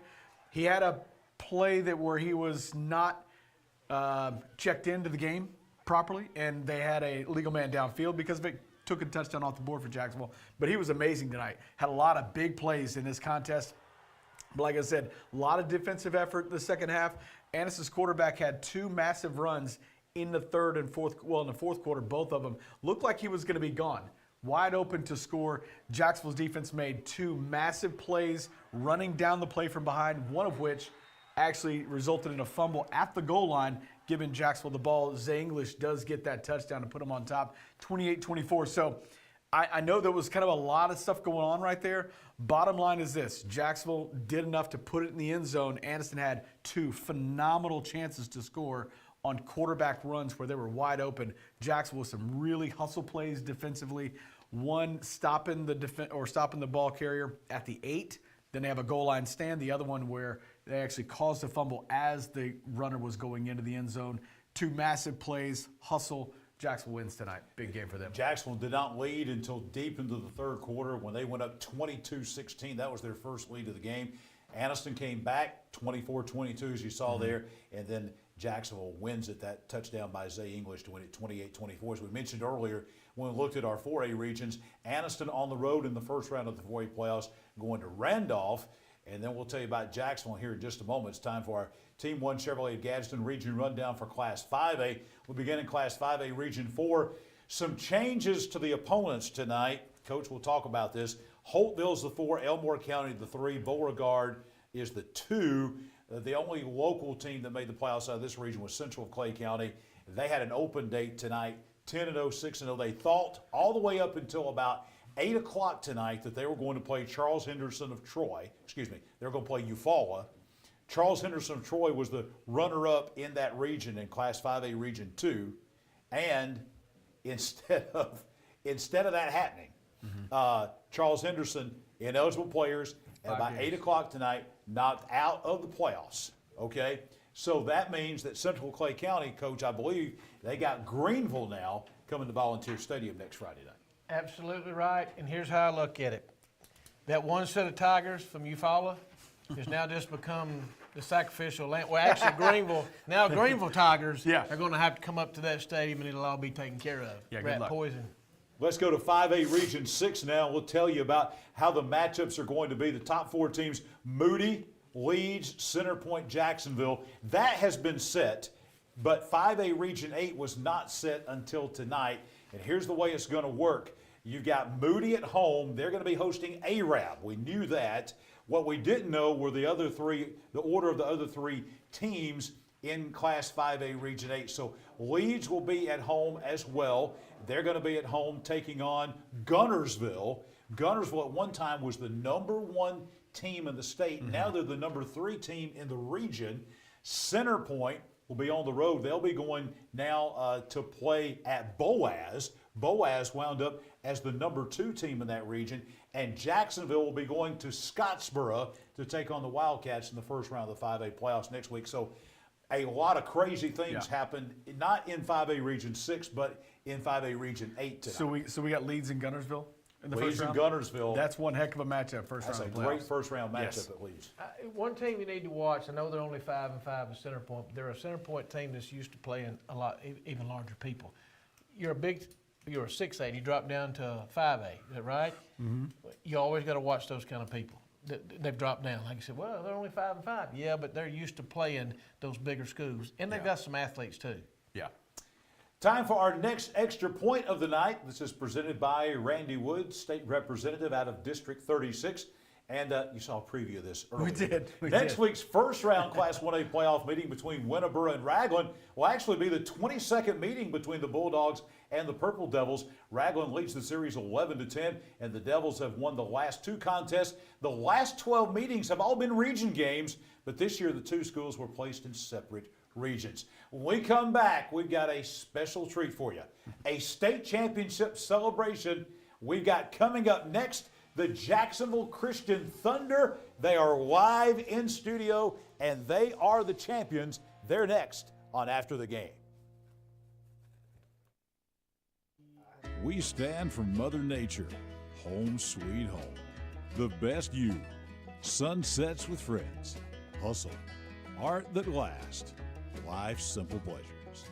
You know, life has purpose when we stand for something. ATCU is now Emblem, a credit union that stands for excellence and community.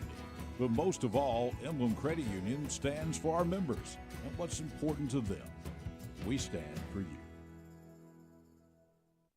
Your home is a reflection of you. We understand that. That's why we'll personally help guide you through the process of product selection, finance, and installation. We have an extensive selection of designer tile, stone, carpet, laminate, hardwood, cabinets, and outdoor products, all with industry-leading quality. Let us help you choose the perfect touches for your entire home. We offer free in-home estimates and design consultations. Visit us today at Ted's Floors and Beyond. Your neighborhood Grub Mart is your one-stop shop for everything you need when you're on the go. Grub Mart features the best prices on Coke and Pepsi products and is the home to the 99-cent bag of ice every day. And Grub Mart is your exclusive home for the popcorn bucket. Purchase yours for only $5.99, then bring it free Super Saver Card. When you're on the go, it's good to know Grub Mart has everything you need. Gas, diesel, and delicious Oleo donuts. In business over 78 years, visit your local Grub Mart today.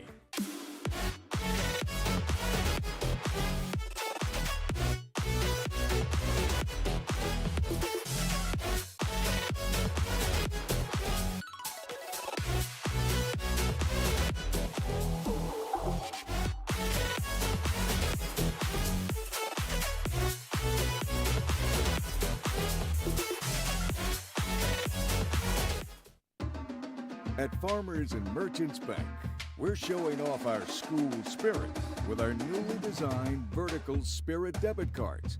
Now these are customized with your favorite school's logo, and half of every Spirit card purchased goes toward your school. So show off your colors and support your local school with the F&M Spirit debit card. You can learn more at fnm.bank. Member FDIC.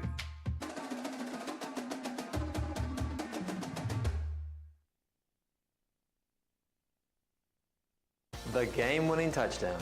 A goal line stand. The perfect catch. The perfect stop. These are the moments that move you, but when a sports injury puts you on the sidelines, it's our job to get you moving again. Aniston Orthopedic Associates is the longest-standing orthopedic practice in East Alabama, providing exceptional care to thousands of athletes. Shaping the next generation of legends. Dedicated.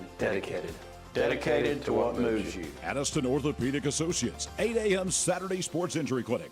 Every football season Saturday, 701 Layton Avenue, 3rd floor, Tyler Center. Jacksonville State University bringing you our highlights every Friday night here on High School Football Alabama's After the Game. Let me just tell you about Jack State University, their athletic programs on the rise. They have invested in top-tier facilities, advanced training programs, a winning culture, becoming a powerhouse in collegiate sports. They're now in FBS and college football. More exposure, more competition, more opportunities for student athletes to shine on the national stage. At Jack State, they're not just building champions on the field, they are building leaders for life. Come see for yourself at Jacksonville State University, the friendliest campus in the South. Schedule your visit at jsu.edu/visit. Speaking of Jacksonville, ladies and gentlemen, as promised, we have the entire Jacksonville Thunder, the Christian Thunder, the JCA Thunder football team is here. We have the head football coach, Tommy Miller, here. And the reason they're here at this late hour at 12:36, they just arrived from the city of Tuscaloosa. They are here because, ladies and gentlemen, they are the Christian Football Association 2024 state champions. Guys, what do you think about it?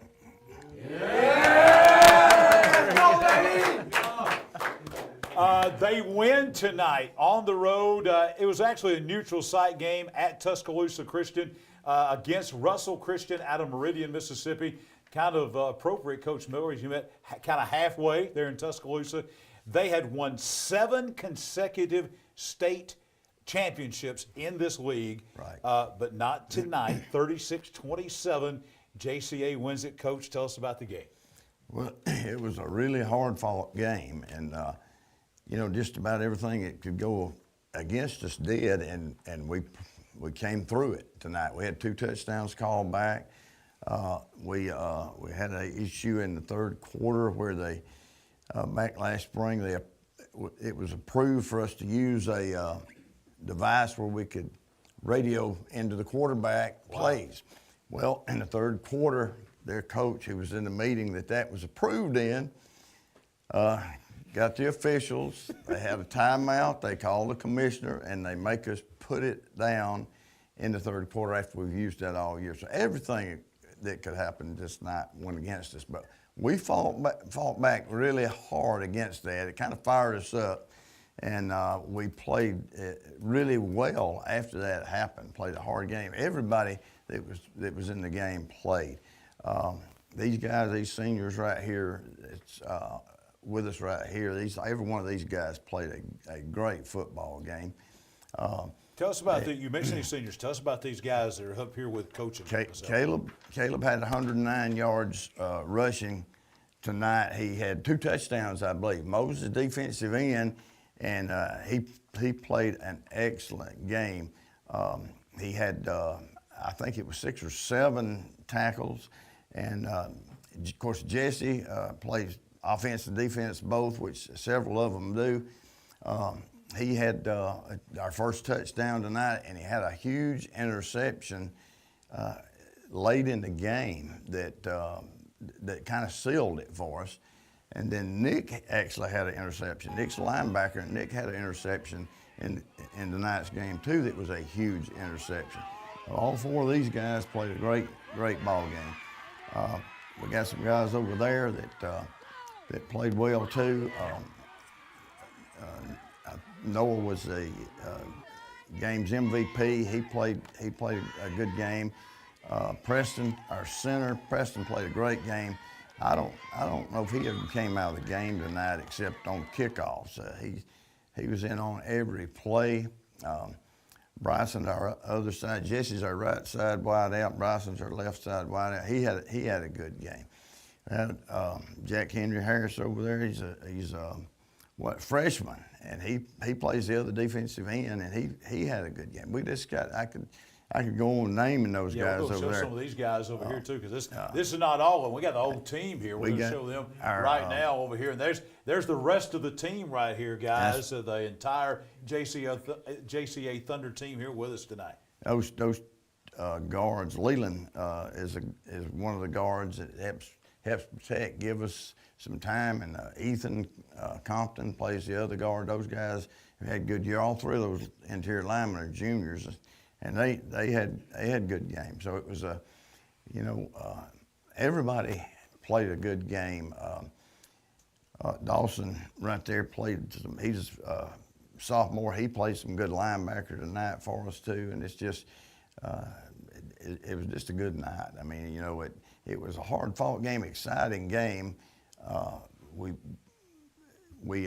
looked like we were going to give that thing up a time or two, and we always would recover a fumble, make an interception or something would happen, make a big run, and come through with another touchdown.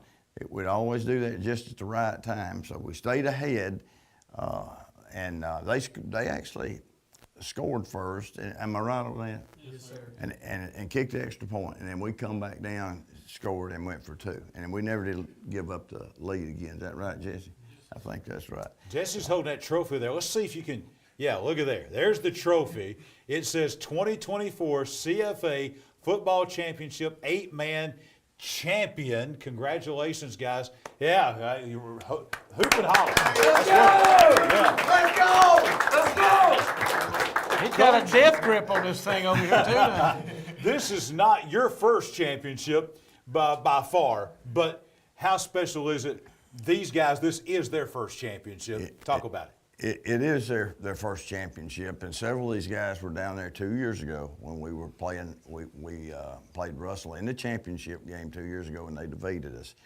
And it is they had 7 up till tonight. They had 7 in a row, and last year we lost in the semifinals. So we come back tonight. It's very special for them, and oddly enough, John, it's not my first time, but the guy, 8-Man Extreme, shot that thing. They put it out live tonight, 8-Man Extreme out of Tennessee. And when they interviewed me after the game, the guy interviewed me, kept telling everybody that it was my 2nd year there. I'd been coaching 2 years. And I thought he could tell by my hair I'd been coaching longer than 2 years. But that was pretty good. The dean, you and Coach Rob at Hokes Bluff are the by far, and Danny Horn down at. But I think you and Coach Rob have some years even on Danny Horn. Right. Y'all are the. If I'm incorrect here, Coach, if I'm missing anybody, but I think that's kind of our dean of coaches here in District 6 in East Alabama. So yeah, a lot more than 2 years, Coach, and not your first championship either. Right. You've won quite a few through the years. Right. Congratulations, guys. We wanted to bring these guys in here because state championship is special. It's hard. You've been striving for this since you've been in the CFA to get to this moment, to get to this night. You went to Tuscaloosa, and you came back to Calhoun County, bringing a state championship back with you. We wanted to recognize that, bring you guys, have you be on the show. We're going to break this out so people can see it all over the world. If they choose, we'll be posting this over the weekend. Congratulations to the smell of victory. Yes. And that guy's forehead right there. He's got a good helmet. That's what I noticed, that forehead right there. You play defense? Yes, sir.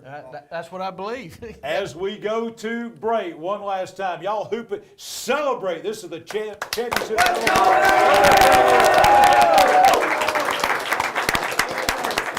Jacksonville Christian Thunder, state champions here on After the Game. You're over here.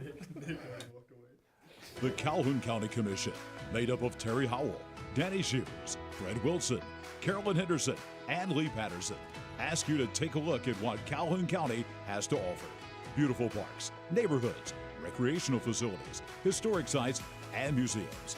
Our citizens enjoy a high quality of life and strongly support the arts. If you are considering expanding or starting a new business, take a look at what Calhoun County has to offer. You'll be glad you did. At Farmers and Merchants Bank, we're showing off our school spirit with our newly designed vertical Spirit debit cards. Now these are customized with your favorite school's logo, and half of every Spirit card purchased goes toward your school. So show off your colors and support your local school with the F&M Spirit debit card. You can learn more at fnm.bank. Member FDIC.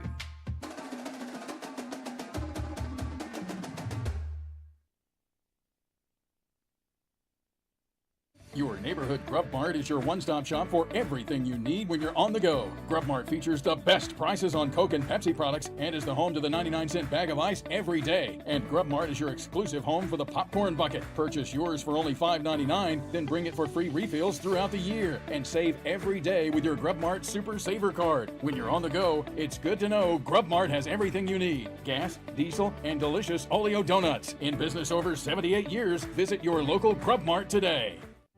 I can't imagine life without Gwen, but we came dangerously close. I was having chest pains.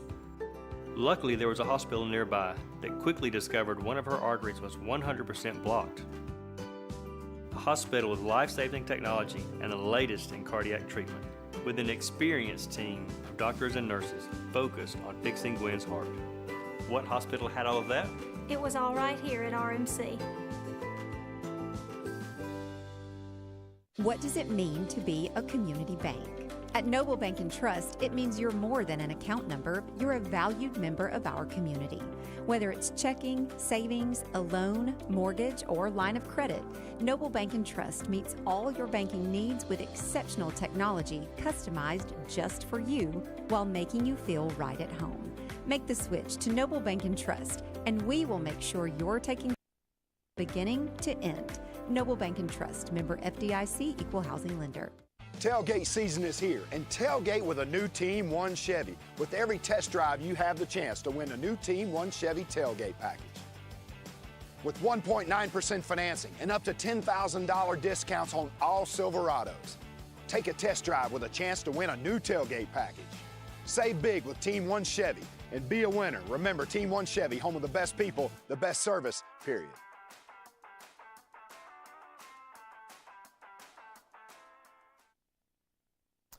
Young Oil Grub Mart, our muscle team. We just presented the last one, showed you the Aniston Bulldogs. They get those very nice muscle team shirts courtesy of Grub Mart. Grub Mart has everything. Anything you could need, great quality gas, all the things you need for tailgating, for your football Friday nights or Saturdays. Grub Mart locations all across East Alabama. They're in Center, Southside, Alexandria, Oxford, Piedmont, Jacksonville, Auburn, Opelika, all across East Alabama. Check out Young Oil Grub Mart. We've got more highlights coming your way. Another impactful game tonight, and this was an action-packed game back and forth tonight at Bill Bryan Stadium in Weaver. Class 3A Region 6, another big game tonight between Weaver and J.B. Pennington. Weaver has been down for a while, but now they had a chance to make the state playoffs with a win tonight over J.B. Pennington, and they did it.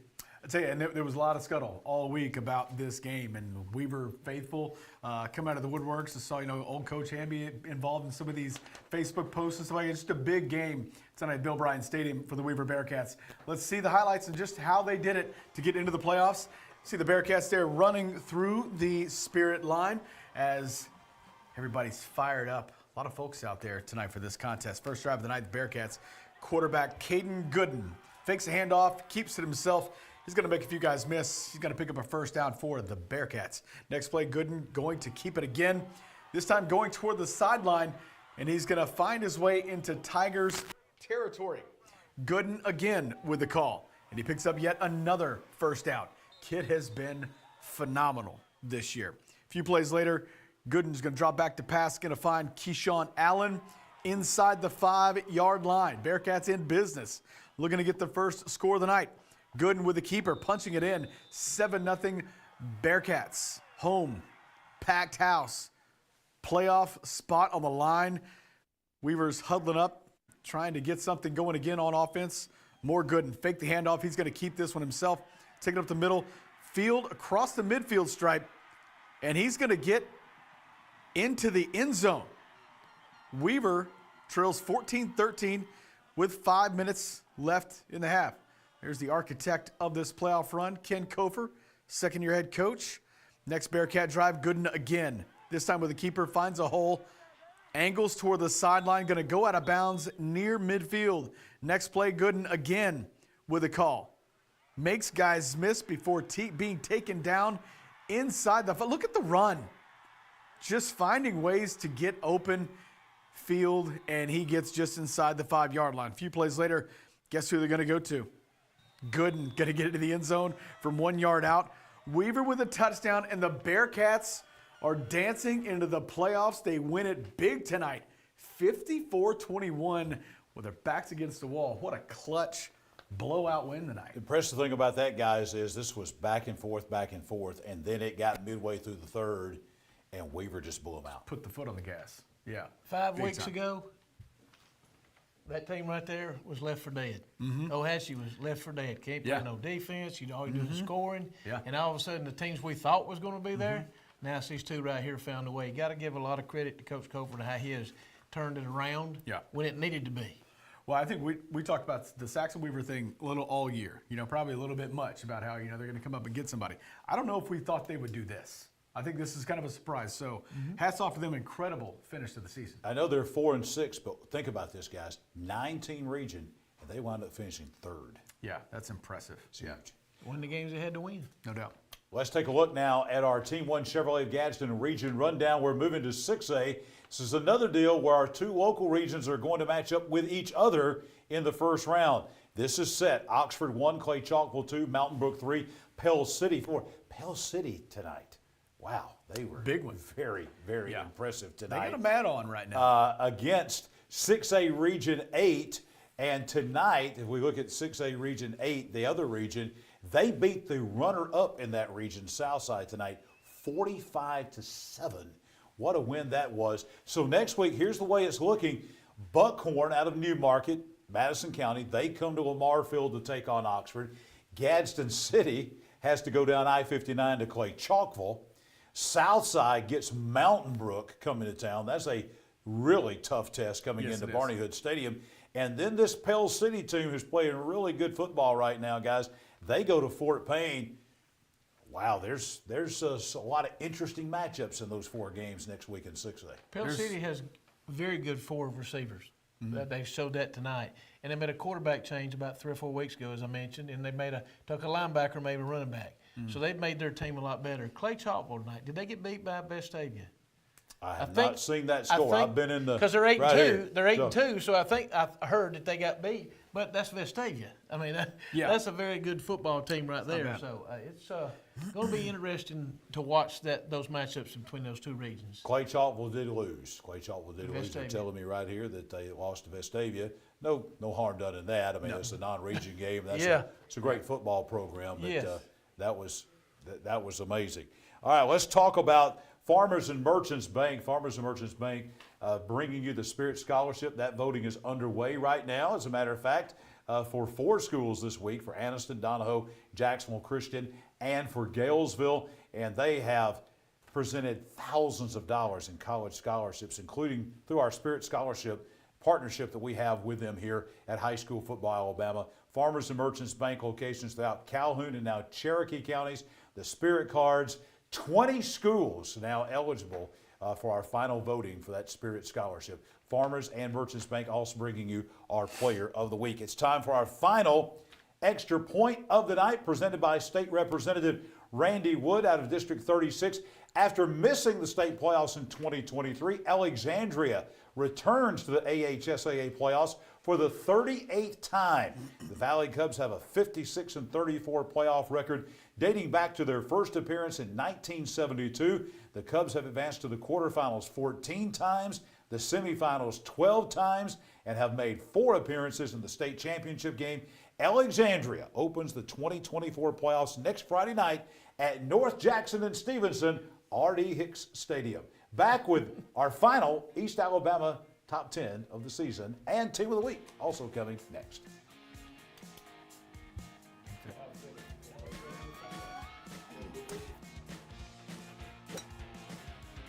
Wow, these guys are everywhere. I'm telling you. Hey, you remember when we talked about doing some upgrades to the bathrooms and the floors?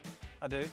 Well, I think it's about time we check in to do it. I know exactly who to call. They're everywhere. From your kitchen, bathroom, living room, fireplace, or anything in between, even the golf course, Ted's is everywhere. Call today for your free in-home estimate.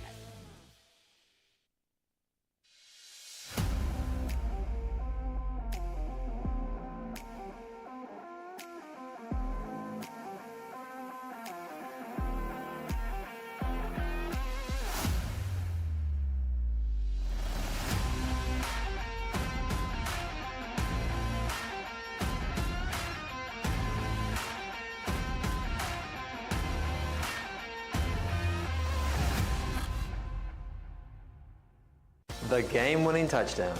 A goal line stand. The perfect catch. The perfect stop. These are the moments that move you, but when a sports injury puts you on the sidelines, it's our job to get you moving again. Aniston Orthopedic Associates is the longest standing orthopedic practice in East Alabama, providing exceptional care to thousands of athletes. Shaping the next generation of legends. Dedicated. Dedicated to what moves you. Aniston Orthopedic Associates, 8 a.m. Saturday Sports Injury Clinic. Every football season Saturday, 701 Layton Avenue, 3rd floor, Tyler Center. McClellan Sports and Outdoors, locally owned and operated since 2008. We offer embroidery, sublimation, and screen printing, and we stock a large selection of team equipment. We have a large showroom with tons of gear and shoes to get you and your family ready for your next activity. Adidas, Under Armour, Maui Jim, Evo Shield, Wilson, and more. We are located in the heart of Calhoun County, here to serve our region with all your athletic needs. We stand for Mother Nature, home sweet home. The best you, sunsets with friends, hustle, art that lasts, life's simple pleasures. You know, life has purpose when we stand for something. ATCU is now Emblem, a credit union that stands for excellence and community. But most of all, Emblem Credit Union stands for our members and what's important to them. We stand for you.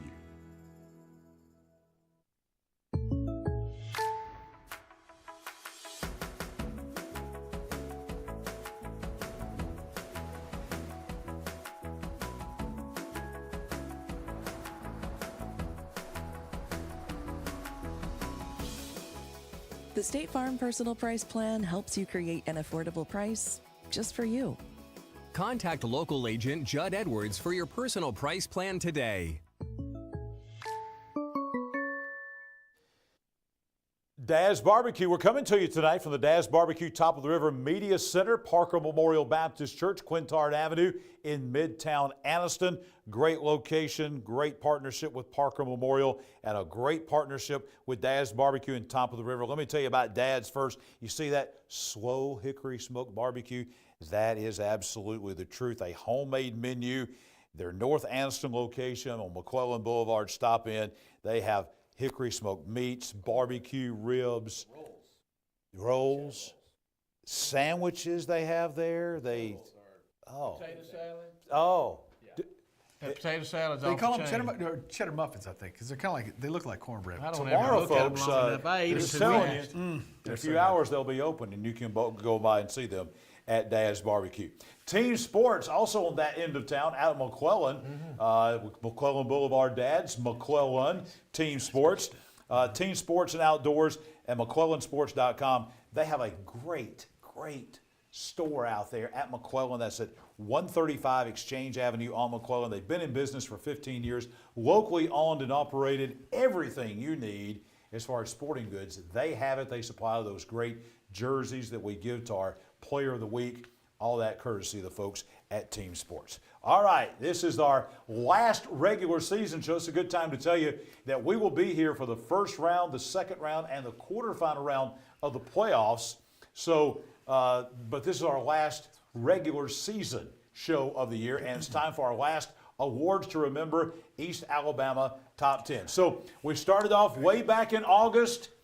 This looks a lot different than it did back in August. We've had some people move out, some people move in, some people move back in, those kind of things. So here's the way the top 10 shakes out to end the regular season. This is the top 10 teams in East Alabama according to how strong they are in their respective classifications. We're not saying that Coosa Christian would beat Oxford. That's not how this works. All right, number 10. We have got the number 10 team, a team that moved back in last week, Hokes Bluff Eagles. I don't know at the beginning of the season. I'm sure we didn't have Hokes Bluff in there. I don't think so. Number 9, our East Alabama top 10. We not certainly did not have them there. No, Pleasant Valley. Number 8 in our East Alabama top 10, Cherokee County. 1 loss, and that was to another team that's in here. Number 7 team in our East Alabama top 10, the Moody Blue Devils. We need to remember that we start our region champion. Oh, yes, region champion. Number 6, an undefeated Region Spring champion. Garden team, 10-0, undefeated. Number 5 in our East Alabama top 10, Coosa Christian. Now, everybody's saying, okay, I've been asked this question. What about Coosa Christian because they had to forfeit some games? On the field, number 5. They're there. Yeah. Number 4, our East Alabama top 10, undefeated region champion Piedmont Bulldogs. Number 3, you got the Oxford Yellow Jackets, undefeated region champions. Number 2, you got the Wadley Bulldogs, undefeated region champions. And then you've got number 1, the Central Clay County Volunteers, undefeated region champions. So not only region champions, but then you've got undefeated region champion Spring Garden, undefeated region champion Piedmont, undefeated region champion Oxford, undefeated region champion Wadley, undefeated region champion Central Clay County. And the thing about Moody is they really upped their schedule this year for the team. Yeah, they could have played a normal schedule, and they probably would have been undefeated. But Oxford, one of their losses. Yeah. And Gainesville, Georgia. Yeah, easily. And they listen, they played Piedmont. That's their only loss. Right Opening game. Pleasant Valley, the only 2 losses they have to Pisgah, who was upset tonight, by the way, by Sylvania, but for most of the season has been the number 1 team in 2A. And their other loss to Spring Garden, undefeated. And Hokes Bluff, their 2 losses, Cherokee County and to Alexandria, in a game where they had a 2-touchdown lead at one point in time. Yeah. So. I think the odds are that somebody off of that right there will be playing in December. Yep. I think it's probably a couple teams, I would think, right? Maybe have a couple of teams, as I've said before, that might be playing each other. I won't say what that is. That's a good game. And some other teams that might meet somewhere in the playoffs, like Wadley, Spring Garden. That could be a playoff matchup at some point in time, somewhere in the playoffs as well. So we got a lot to look forward to. All right, we've got 2 more regions to look at in our Team 1 Chevrolet Gadsden Region Rundown. We've covered every class except Class 2A, and obviously there were some monumental changes in 2A Region 6 because of the forfeits. Coosa Christian falls from 1 to out of the playoffs. So Southeastern, now these are updated records with forfeited games. Southeastern, the region champion, Faulkville 2, Susan Moore 3, Cold Springs 4. They were going to be out of the playoffs, now they're in. Now we go to Class 2A, Region 7. And Pisgah, They were going for an undefeated season tonight. They lost, I think, 22-21 at the end of the game to Sylvania. Pleasant Valley going to be at home in the playoffs next week. Pleasant Valley, then you got Cedar Bluff, and then you got North Sand Mountain. Also, we'll tell you this, Pleasant Valley will be at home next week hosting Sulligent. That'll be the first home playoff game for Pleasant Valley in 40 years out at Raider Field. So that's Class 2A Region 7 in our region rundown presented by Team 1 Chevrolet of Gadsden. And now it is time for our final Team of the Week, our final Ted's Floors and Beyond Team of the Week of the year. They are getting the Tough Guy Trophy. That'll be their second trophy that they're going to be getting, of the week. Also, we don't know. That's a good hint. Big hint. Also, they're going to get our Aniston Orthopedic score shirts to add to their collection of shirts that they also have. They're also going to get the Ted's Floors and Beyond t-shirts as well. Who are we talking about? Hey, to be Team of the Week, if you're a state champion, I think you deserve to be Team of the Week. State champion, Jacksonville Christian Thunder. They win tonight 36-27 over Russell Christian, Mississippi in the CFA championship game in Tuscaloosa. Congratulations to Coach Tommy Miller and the Jacksonville Christian Thunder, our Ted's Floors and Beyond Team of the Week. We'll be back next Friday night, 10 a.m. for our first round playoff edition of After the Game at 10 p.m. 10 p.m. They remind me, 10 p.m. next Friday night, live on Facebook and YouTube. Have a blessed weekend.